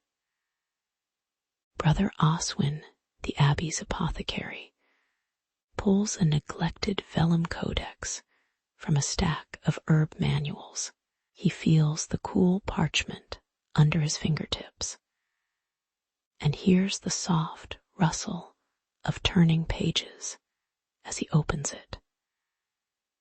The codex catalogues nightly terrors, describing each nightmare as a visitation of wandering spirits whose faces remain blurred by shadow. The inked descriptions sit beside sketches of restless bodies, the faint smell of rosemary and lamp oil mixing in the room. A distant murmur of chanting monks threads through the silence, reminding him of the routine that surrounds his curiosity. As Oswin reads, the text attributes restless dreams to an excess of black bile, yet also to a cold wind of a restless soul passing through the dormitory. The notion that a spirit could tug at a sleeper's breath makes the candle flame waver, casting larger shadows on the stone walls. He hears the occasional scrape of a quill, each stroke echoing the uneasy pulse in his own chest. The monk's disciplined steps in the cloister outside sound louder than usual, matching the growing knot in his stomach. The air grows cooler, and the vellum seems to pulse with a faint, uneasy rhythm. He chuckles softly, noticing how the same treatise that advises a balanced diet of pottage and wine also warns that a wandering ghost might steal a patient's sigh, as if the humors were bargaining with unseen tenants. The irony of a medieval physician cataloging both blood and breath with the same ink is palpable. The quill scratching a line that reads, "If the night is too heavy, offer a prayer to the hidden face of the saint." The saint's visage never revealed, merely hinted by a shaft of light.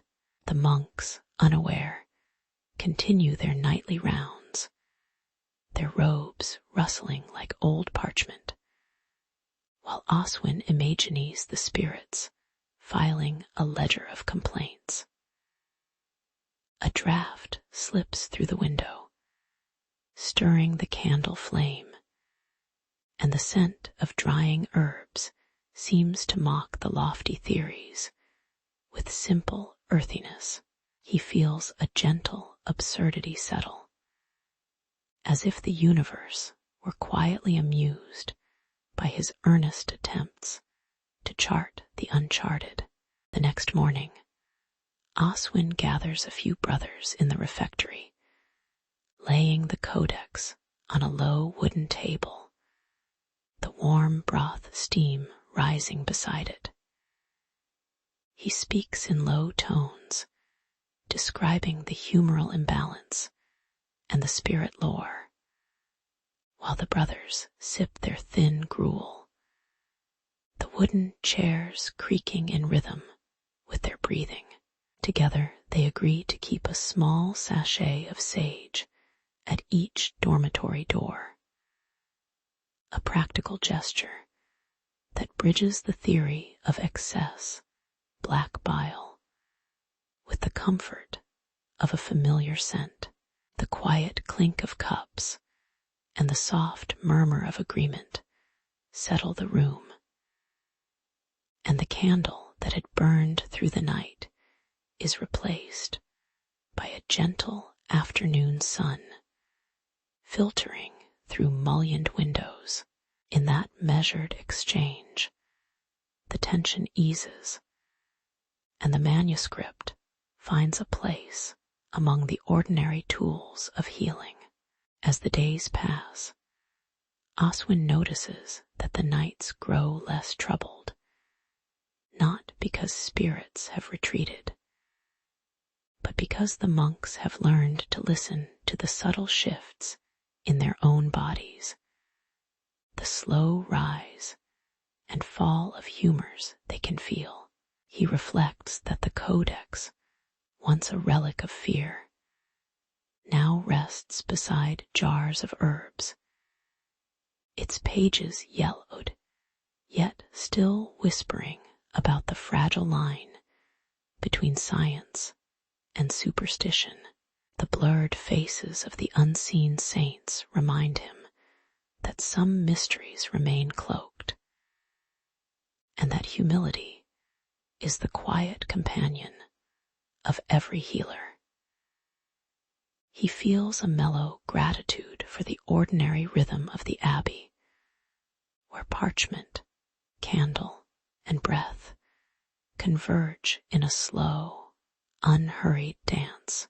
In that stillness, the story of nightmares becomes a gentle reminder that human attempts to name the night are always tinged with both earnestness and the soft smile of history. Oswin sits on a stone bench in the dim library, the vellum codex open before him, its ink faded like dried blood on parchment. He runs a fingertip over the marginalia, feeling the grain of the page as if it might whisper its secret.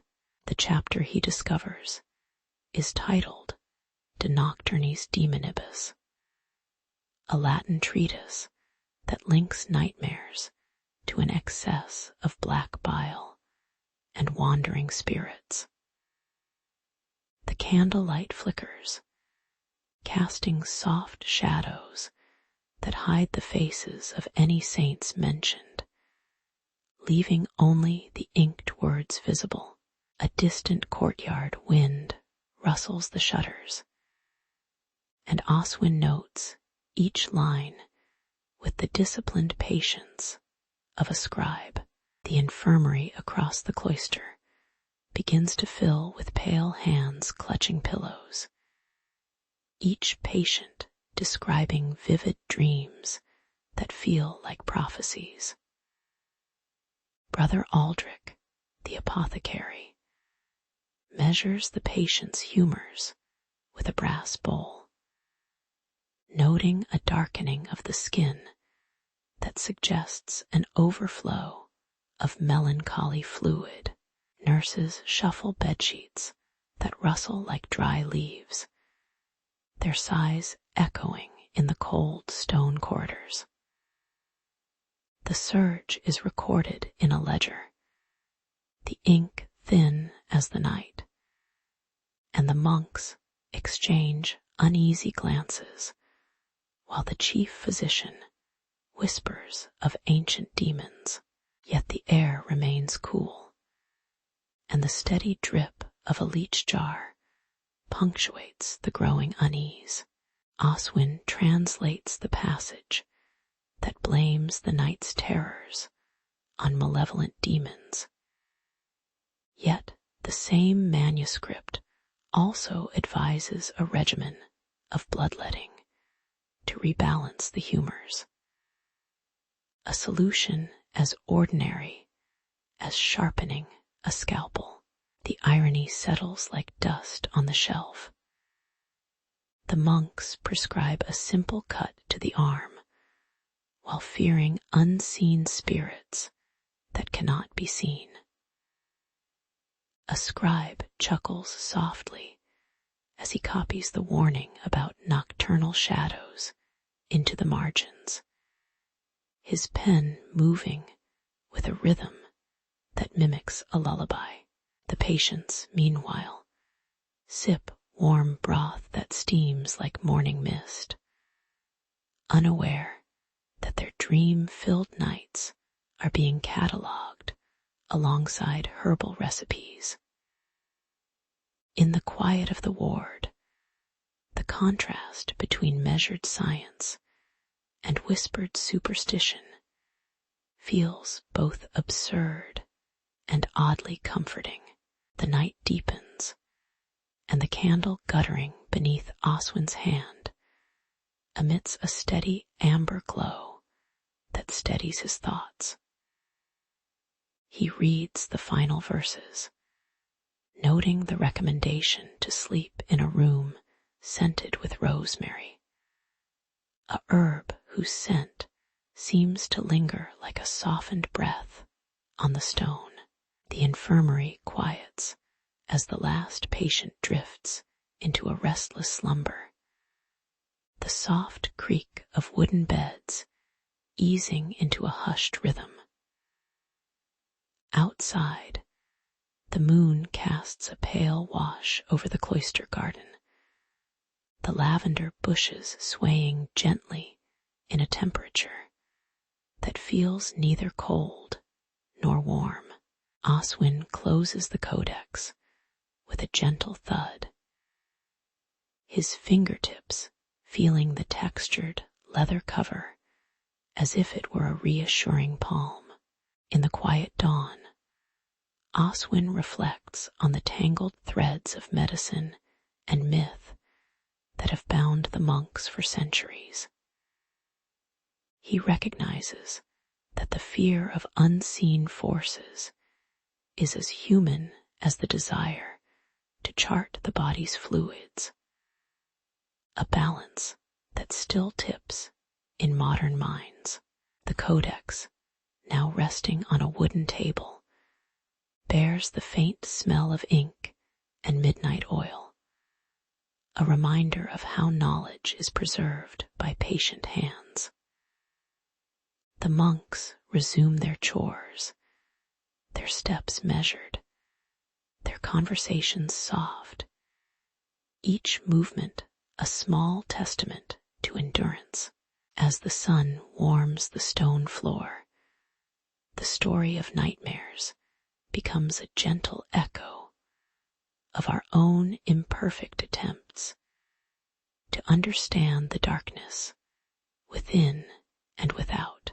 Oswin, a young apothecary, slipped the vellum manuscript into his wooden chest as dusk settled over the cloister. The pages, inked in faded Latin, listed lavender, mandrake, and blessed water as antidotes to the nightmares that plagued the infirm. He traced the cramped marginalia with a fingertip, feeling the grain of the parchment under the faint candlelight.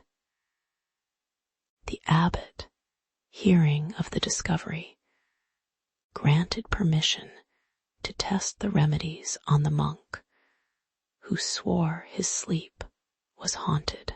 Together they set a modest table of clay pots, herbs, and a basin of water.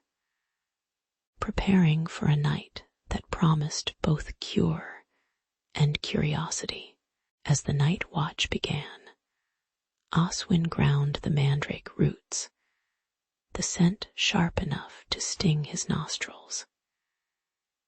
He steeped lavender in the warm water, watching the pale steam curl like a slow breath above the stone basin.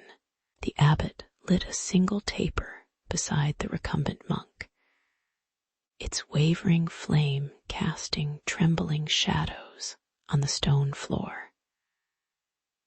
Outside, the wind rattled the narrow windows, and distant wolves added low, restless howls to the cloister's stillness. With the concoction finally poured, the monk swallowed the bitter brew, while the abbot noted each tremor of his eyelids, the room growing colder by the minute. Shortly after the potion settled, a soft whine rose from the monk's throat, a sound that seemed to pull at the very stones. The candles flickered, and a sudden chill brushed the backs of the monks, as if unseen fingers brushed the air. The abbot frowned, yet his eyes lingered on the manuscript's marginal sketches of night spirits, now oddly fitting the moment. A faint gust slipped through a cracked pane, scattering lavender petals across the stone, their color bright against the dimness. The irony lingered like the lingering scent of mandrake. The very act of invoking ancient words appeared to coax the shadows the text warned against. The cries faded as the monk's breathing steadied, his chest rising in slow, measured rhythm. The chill receded, leaving the stone floor cool, but no longer biting, and the candle's flame settled into a steady glow. Oswin wiped his hands on a simple linen apron, feeling the rough texture of the fabric under his palm. The abbot, his beard damp with night sweat, closed the manuscript with a soft thud, the pages settling like tired birds. In the quiet that followed, only the distant rustle of cloister robes and the occasional creak of wooden beams marked the passage of time. By first light, the monk opened his eyes, his gaze clearing as though a veil had lifted from his mind. He thanked the abbot and Oswin with a quiet nod, his voice barely stirring the stale air. The monks gathered the spent herbs, scattering them onto the garden soil where they would soon decompose, returning to the earth that had housed their uneasy night.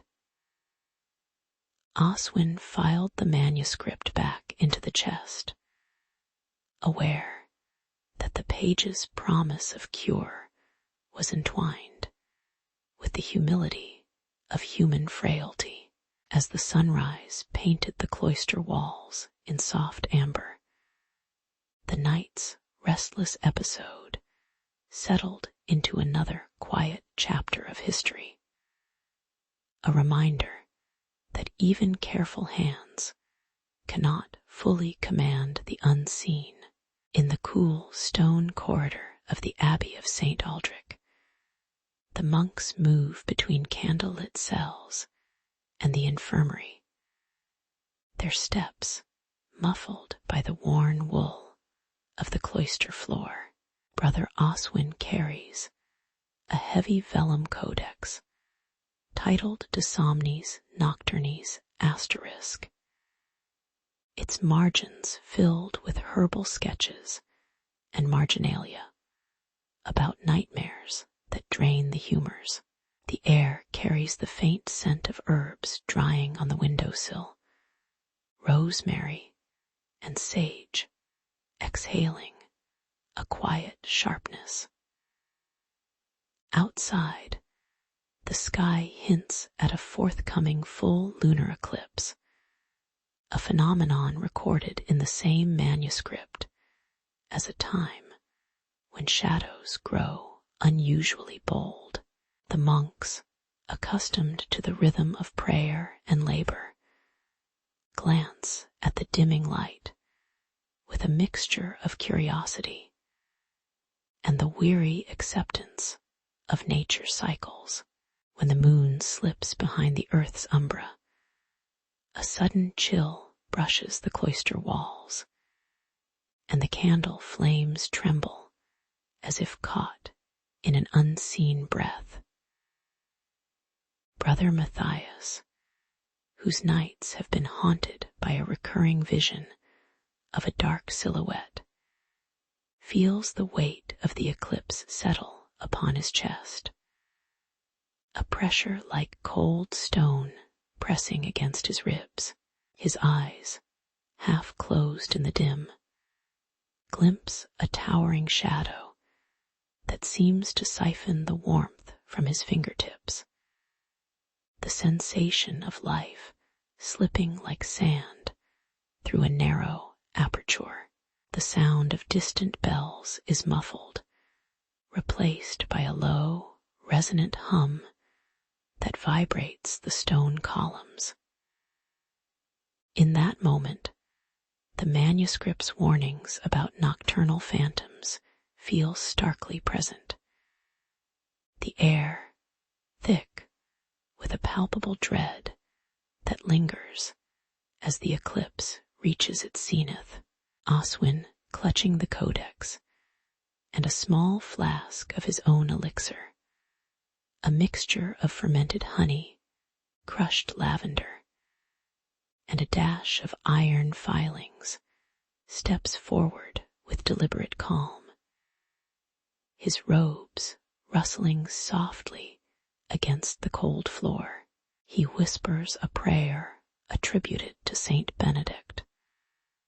The saint's visage deliberately described in the manuscript as hidden behind a veil of light.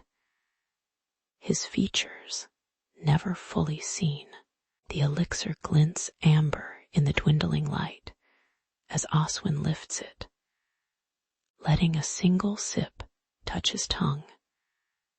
The bitter-sweet taste grounding him like a stone dropped into still water. With a steady hand, he raises the codex, its pages fluttering, and reads aloud the passage that promises that the shadow is but a mirrored fear, dissolved by the steady breath of the healer. The irony lies in the simplicity of the solution, a quiet breath and a modest potion, contrasting sharply with the terrifying grandeur of the vision. As the words settle, the towering shadow shivers, its edges fraying like old parchment, and it collapses inward, forming a vortex of muted whispers that swirl around the cloister stones before sighing away into the stone itself. The temperature steadies, the chill receding as the moon reemerges, its pale light once again bathing the arches in a gentle glow. The candle flames regain their steadiness, and the distant bells resume their measured toll, each tone sounding less like an alarm and more like a measured heartbeat of the monastery. The monks, still in their habitual motions, return to their tasks, sorting herbs, copying texts, each movement now accompanied by an unspoken awareness of the thin line between ordinary labor and unseen turmoil. The silence that follows feels thicker, not empty, as if the very walls have absorbed the lingering echo of the vanished nightmare. Later, as dusk settles and the monks gather for their evening repast, they reflect on the night's episode without grand proclamations, exchanging quiet glances over chipped wooden bowls. Oswin places the codex back onto the shelf, its leather cover warm from recent handling, and notes in the margin a simple reminder. Even the darkest visions dissolve when met with steady hand and patient mind. Matthias, his breath now even, folds his hands and feels the faint pulse of his own heart, a reminder of the fragile yet resilient nature of human life. The air carries the soft murmur of distant wind through the cloister garden, rustling leaves that seem to whisper that all disturbances, no matter how severe, eventually settle into the rhythm of daily existence. In the gentle darkness, the monks settle into a sleep that is both untroubled and mildly amused by the absurdity of fearing shadows that are, in truth, merely reflections of their own weariness. When the last ribbon of the lunar eclipse slipped behind the distant hills, the stone walls of the abbey caught the pale light like a tired sigh. Monks in plain wool cloaks shuffled parchment across low tables, the rustle of vellum echoing against the quiet corridors. Oswin, his fingers stained with ink, traced the margins of a new codex that listed the colors of bile alongside strange nocturnal visions. The air carried the cool scent of damp stone mixed with fresh herbs placed on windowsills, a reminder that night and medicine were already mingling. In that softened glow, the first notes of a story about nightmares began to settle like dust on old shelves. Soon after, the infirmary doors opened to admit a procession of sleepers, whose faces were smeared with sweat and whose breaths rose in shallow clouds. Their eyes flickered open as the night's terror lingered, each heartbeat sounding like a distant drum in the still chamber. The physicians, clutching copper bowls of warm wine, measured the pulse while muttering about an excess of black bile that had turned the mind dark. Yet the whisper of unseen spirits slipped through the cracks, and the old texts suggested that a wandering wraith could tug at the sleeper's imagination. The tension in the room grew as the night's chill brushed the stone, making the candle flames tremble, and the scribbles on the codex seemed to shift. Oswin leaned over the patients, his quill hovering above the margin where humoral theory met the uncanny, and he wrote a sentence that married the two worlds with a quiet chuckle. He noted that a balanced diet of barley broth could calm the blood, but a whispered prayer to the unseen could also soothe the restless soul, even if the faces of those spirits remained forever blurred by shadow. The monks observed the irony of treating an invisible ailment with visible remedies. The scent of rosemary mingling with the faint metallic taste of iron from the bloodletting tools. A soft murmur rose as a novice handed a cup of warm milk, its steam rising like a tiny sunrise in the dim room.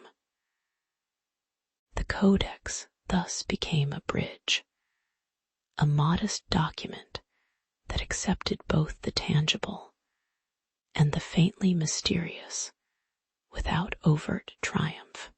As the first pale fingers of dawn slipped through the narrow windows, a gentle warmth brushed the stone floors, coaxing the night's chill away. The patients, now breathing more evenly, lifted their heads to see the amber light painting the wooden beams, their skin feeling the soft heat of the new day. Monks arranged loaves of coarse bread on low tables, the crackle of crusts joining the distant chant of a simple hymn that seemed less prayer than lullaby. Oswin closed his codex with a sigh that sounded like a page turning, his eyes resting on the quiet scene of restored balance between humors and unseen forces. The abbey's courtyard filled with the faint rustle of cloaks as the brethren moved slowly, their steps echoing the calm rhythm of a healed night.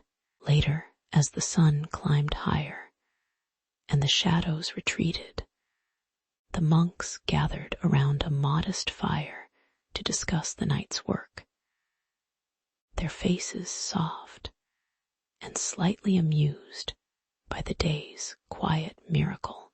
They spoke of the fragile harmony that had emerged, where the measured doses of herbal tea and the acknowledged presence of unseen watchers coexisted without conflict.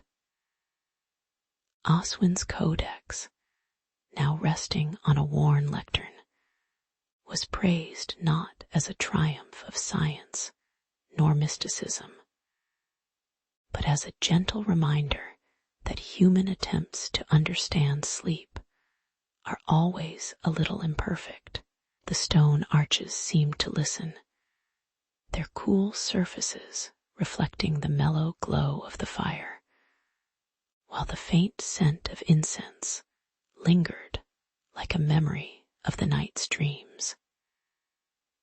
In that steady moment, the abbey embraced a modest confidence, aware that the night would return, but also confident that the dawn would always bring a quiet, patient renewal.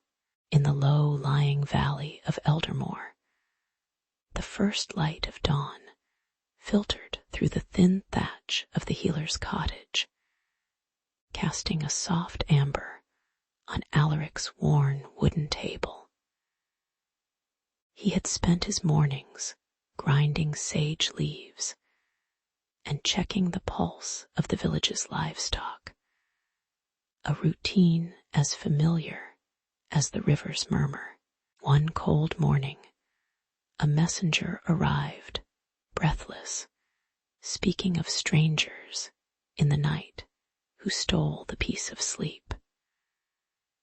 The villagers gathered in the central hall, their eyes half closed, whispering about a growing unease that seemed to settle like dust on the hearth. Alaric listened, noting the creak of the floorboards and the faint rustle of woolen cloaks as the elder Merwin rose to speak. The air held a stillness that felt both ordinary and portentous. Merwin's voice, low as the wind through the barley fields, recalled old tales of night spirits that prowled the edges of dreams. their presence reported in the amber glow of hearth fire. She described how, generations before, the village had marked thresholds with charcoal lines, a practice now forgotten under newer timber beams. As the night deepened, a handful of farmers stumbled into the square, eyes glazed, muttering of shadows that lingered after they closed their lids. The healer felt the chill of the stone floor seep into his hands as he examined the trembling hands of a weaver who swore the sleep had been broken by a cold breath.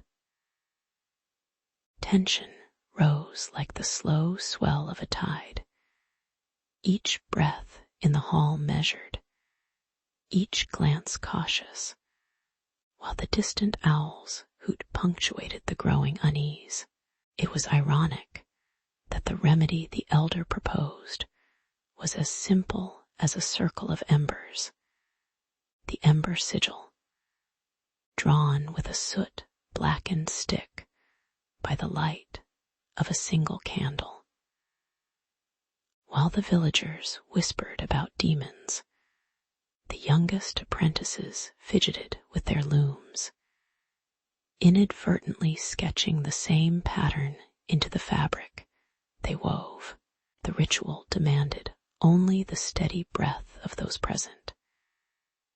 Yet many tried to hush the very murmurs they feared, as if silencing a gossip would banish an unseen visitor. Alaric watched a baker place a warm loaf beside the sigil, the steam curling lazily as if to applaud the modest fire. The subtle humor of the scene people fussing over invisible threats while tending to bread and cloth softened the edge of dread, letting the room settle into a gentle, almost amused quiet.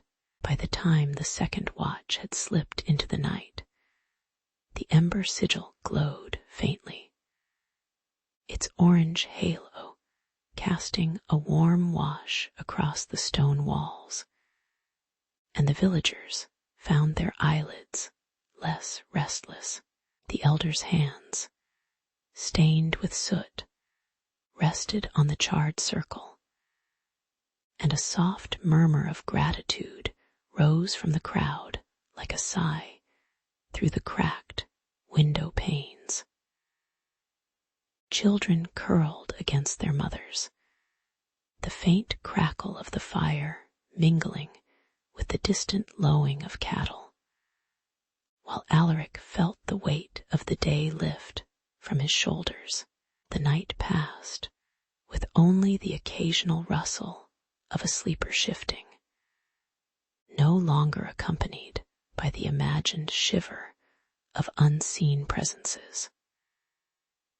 In that steady, unremarkable hour, Eldermore settled into a rhythm that felt both ordinary and profoundly reassuring. As dawn returned, the villagers emerged with blankets draped over shoulders, their faces lit by a soft amber that seemed to acknowledge the night's quiet lesson. Alaric reflected on how a shared, simple act had coaxed back the peace that had seemed fragile, realizing that the real demon had been the fear of losing communal trust. The hearth fire, now reduced to ash, smelled of pine and old stone, reminding everyone that even the smallest ember can hold a lingering warmth. Merwin, her hair silvered by the morning mist, smiled faintly, her eyes hidden by the shadow of her hood, as if to say that stories endure not in grand gestures, but in the ordinary gestures repeated daily. The village, with its modest roofs and winding lanes, carried forward the calm, aware that the next night might bring another whisper, yet confident that the quiet care of its people could meet it without alarm. In the waning light of early autumn, Alaric, a weathered herbalist, tightened the straps of his leather satchel, while his apprentice Sigrid brushed ash from her apron. The village council had sent them to the Blackwood, a stand of ancient oaks whose bark was said to drink the moon, to retrieve a handful of nightshade leaves needed for the dream ward brew. Their feet crunched over fallen pine needles, the cold air tasting of damp earth and distant fire. Around them, the faint murmur of distant streams blended with the rustle of unseen squirrels, a quiet soundtrack to the purpose that thrummed in their chests, though the path was marked by centuries-old cairns. An unspoken weight lay over the journey, as if the forest itself remembered the old warnings. By midday the canopy thickened, and the wind slipped through the branches like a whispered warning, causing the shadows to shift with uneasy rhythm.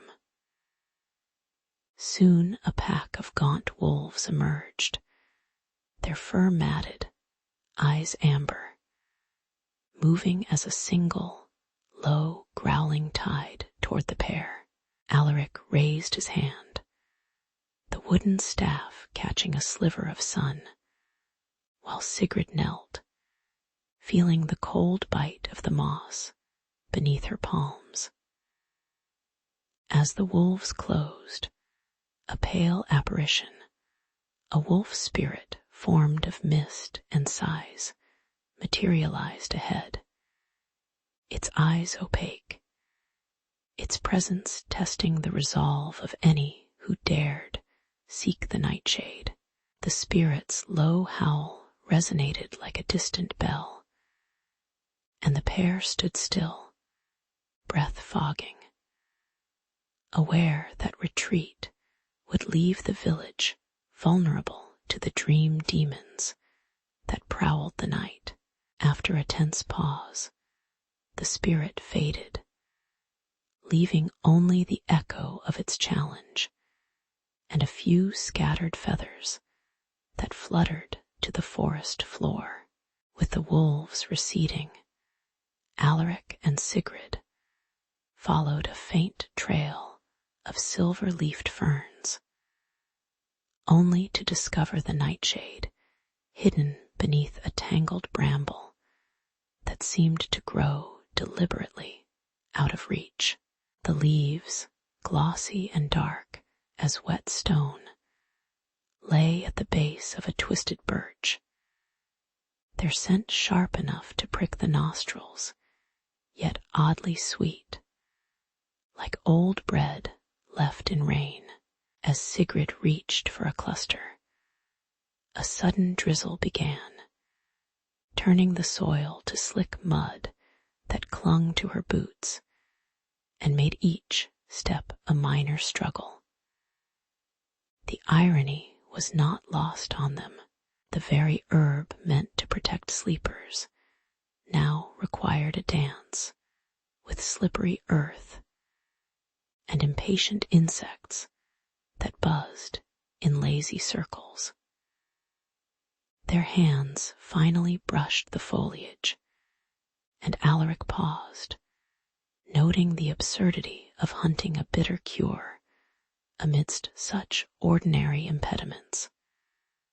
A quiet laugh escaping despite the damp chill.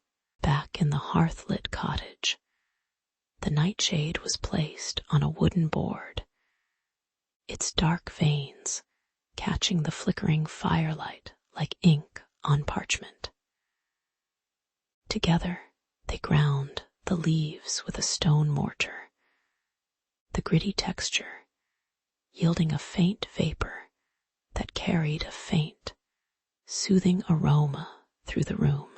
Alaric measured honey, barley water, and a pinch of sage, stirring slowly until the mixture thickened into a honey-brown potion that settled with a soft sigh. Sigrid poured the brew into earthen mugs, the warm steam curling around their faces, and the world outside seemed to mute, as if the forest itself were listening.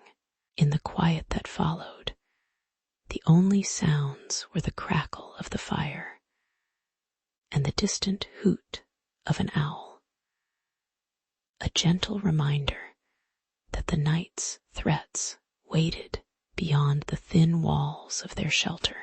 As the night deepened, Alaric and Sigrid sat on a low bench, sipping the dream ward brew while watching the shadows lengthen across the stone floor.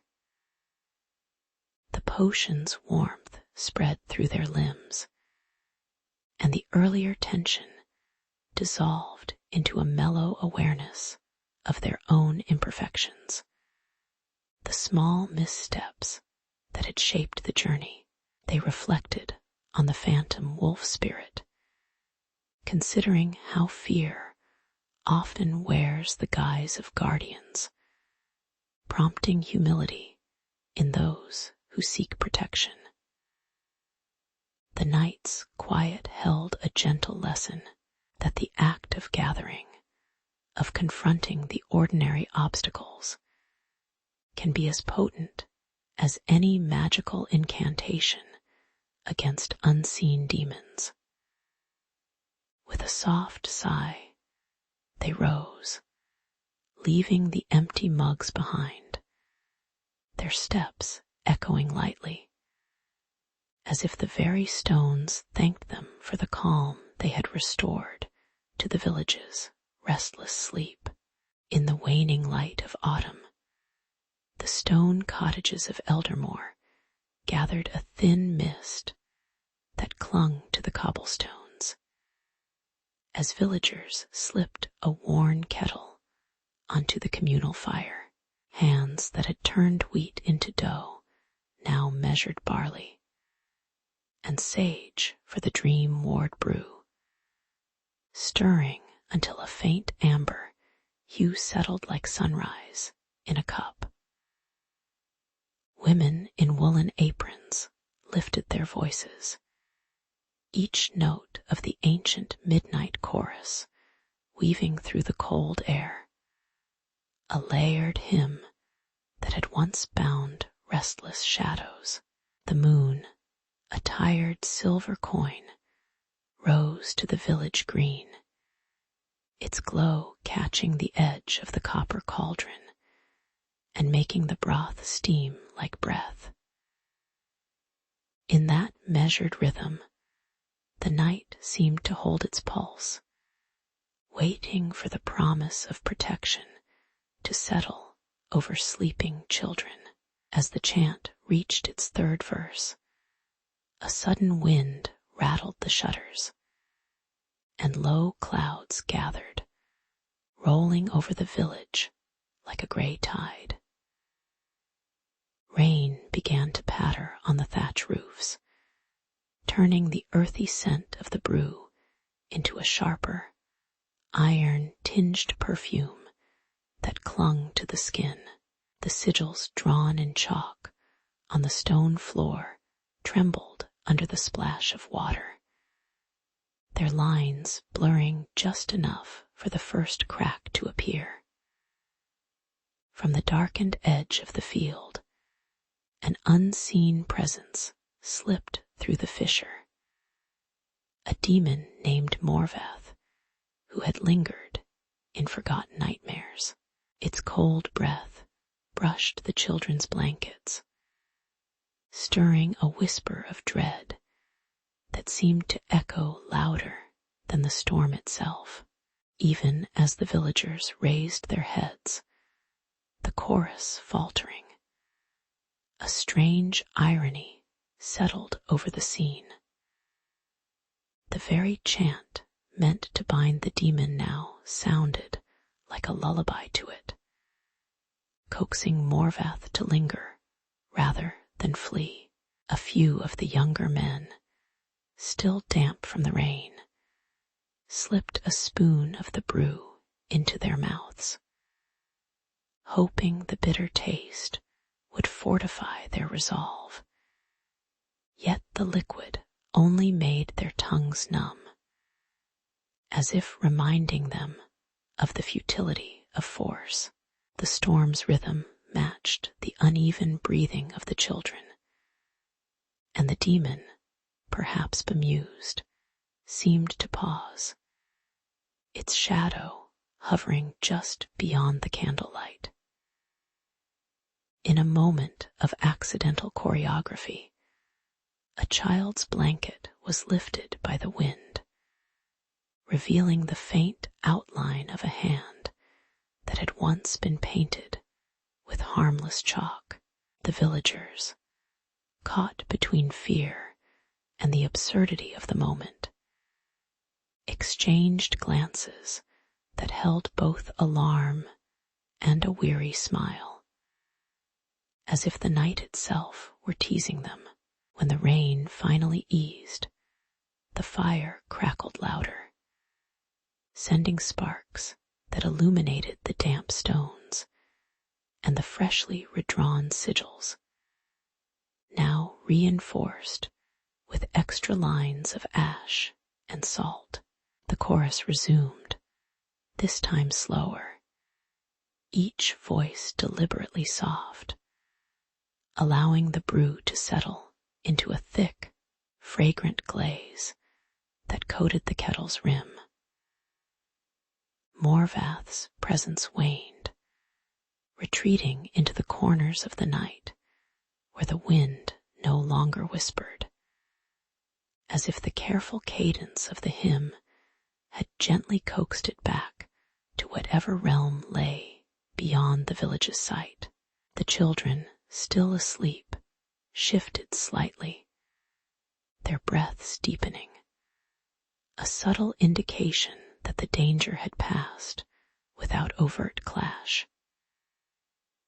In the quiet that followed, the villagers exchanged quiet nods, feeling the weight of the night lift as the moon slipped lower, casting a gentle amber glow over the now calm green.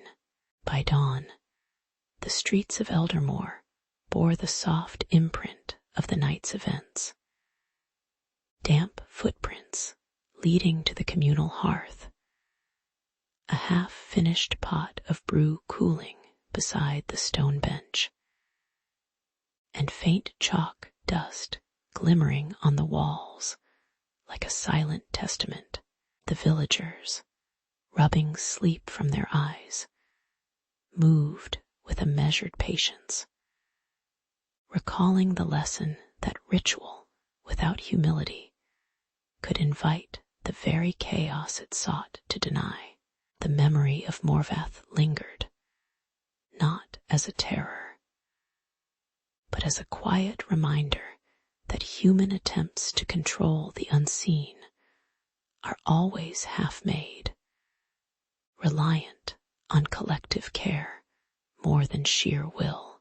Children awoke to the scent of warm grain and herbs, unaware of the night's close call, yet their smiles hinted at an unspoken gratitude for the unseen guardians. As the sun climbed, the village settled into its daily rhythm, the story of the midnight chorus becoming another soft layer in Eldermoor's long, patient history.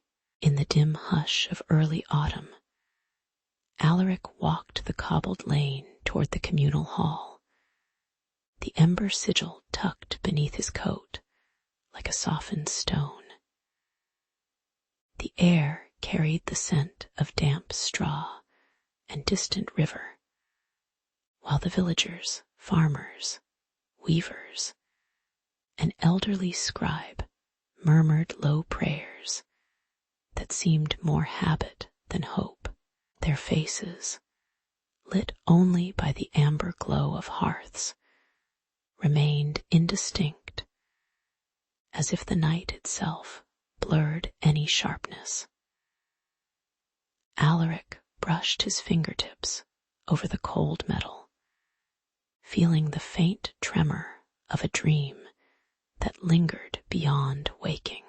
The town's quiet rhythm set the stage for a meeting that would later ripple through their simple lives.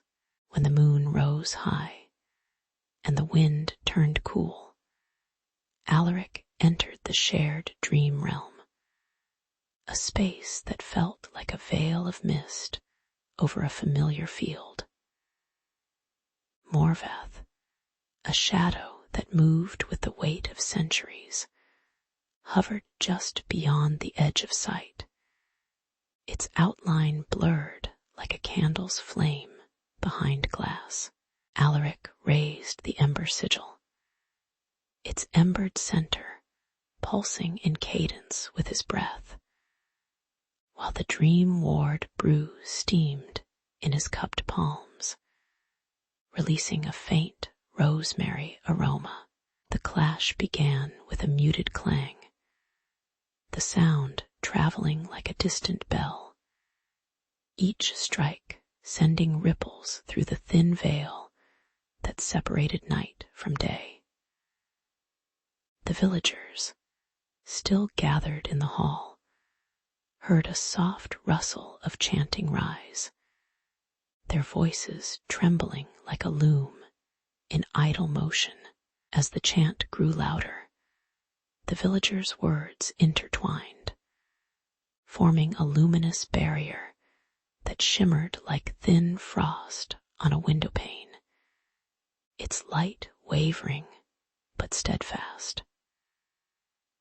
Morvath recoiled, its form flickering as if a moth struck a candle, and the irony lay in how the demon's menace faded under the very breaths meant to soothe sleep. Alaric noticed the brew's steam curling upward, catching the faint light and creating delicate spirals that seemed to mock the demon's gloom. The villagers exchanged brief glances, their faces half smile, half concern, aware that their simple song could hold a power older than any written chronicle. In that moment, the clash felt less a battle than a quiet negotiation between shadow and shared hum. When the barrier thinned, Sigrid stepped forward, her hands cradling a bundle of nightshade herb that smelled of earth after rain.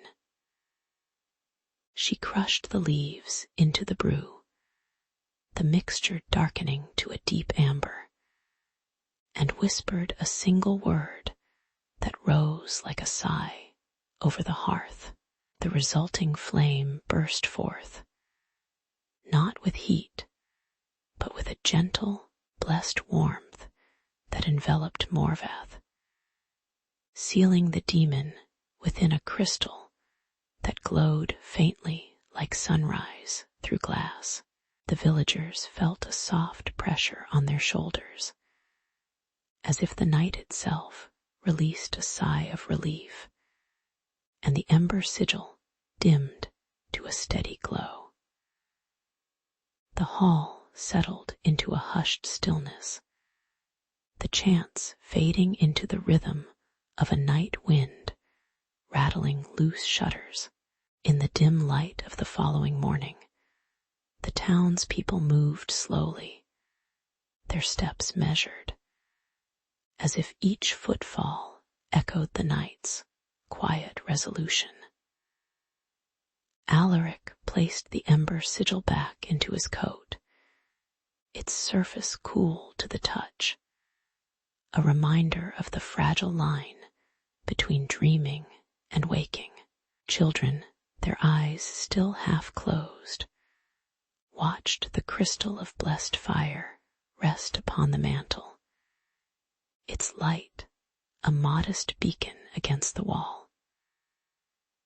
The memory of Morveth became a subdued tale told over mugs of stew, a story that reminded them how ordinary unity could tame even the most elusive shadows. As the day faded into evening once more, the village settled into its familiar rhythm, carrying the subtle lesson that even the softest voices can forge a barrier against unseen fear. When the last echo of Morveth's shadow faded, the cobblestones of Eldermoor warmed beneath dawn's pale light. The village awoke to a quiet that felt like the sigh of a closed book, and the ember sigil was lowered into the stone basin at the square's heart.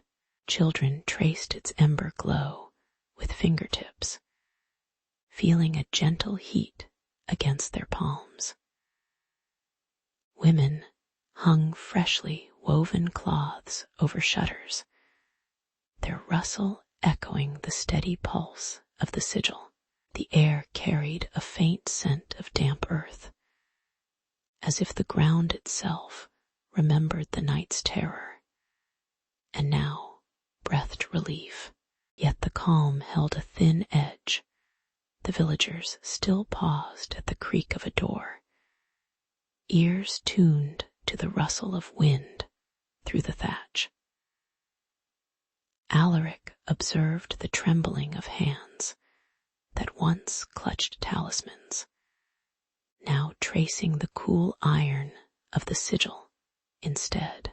At the well, the water's surface shivered under the moon, reflecting a lingering unease that no torch could fully dispel. The elders gathered in the hall, their voices low, counting the minutes between breaths, as if time itself might betray them again. Even the hearth's flame seemed to flicker with a question, waiting for reassurance that the night would no longer carry nightmares. When the first winter waned, the midnight chorus rose not as a warning, but as a parody of the old dread. Musicians in woolen coats lifted their lutes, and the notes drifted like lazy smoke above the square, tugging at the ember's glow with harmless mischief. Villagers chuckled as a baker slipped a stray rhyme about dreaming pigs into the chant, the crowd's laughter soft and resonant against the stone walls. The irony lay in the fact that the same cadence once summoned fear now stitched together a communal grin. Children, eyes half closed, swayed gently, their shoulders matching the rhythm of a world that had learned to smile at its own shadows. Alaric, now recognized as the village's master healer, spent long evenings by the sigil, his quill scratching onto parchment with a steady, unhurried rhythm. He recorded each step of the cleansing rite, the dipping of herbs into amber water, the low humming of the chorus, the light that brushed the stone's surface like a warm hand. The scent of dried sage mingled with the faint odor of ink, creating a quiet perfume of preservation. As the ink dried, his fingers traced the lines, feeling the texture of the paper as if it were a map of the village's collective memory. The room's fire crackled, sending occasional sparks that fell like soft punctuation onto the desk. Years later, the ember sigil glowed with the steadiness of a seasoned traveler, its light a reminder that nightmares had become stories told over stew and cider. New apprentices would sit beside Alaric's notes, their eyes lingering on the blurred sketches of the unseen prophet whose face was forever hidden in shadow. They learned that the power of the rituals lay not in warding off demons, but in the patience of hands that tend to each other. The village's rhythm continued, slow as a turning wheel, each day echoing the earlier calm, but softened by the knowledge of past fragility. In the hush of twilight, the chorus lingered like a lullaby, coaxing the night into a gentle surrender.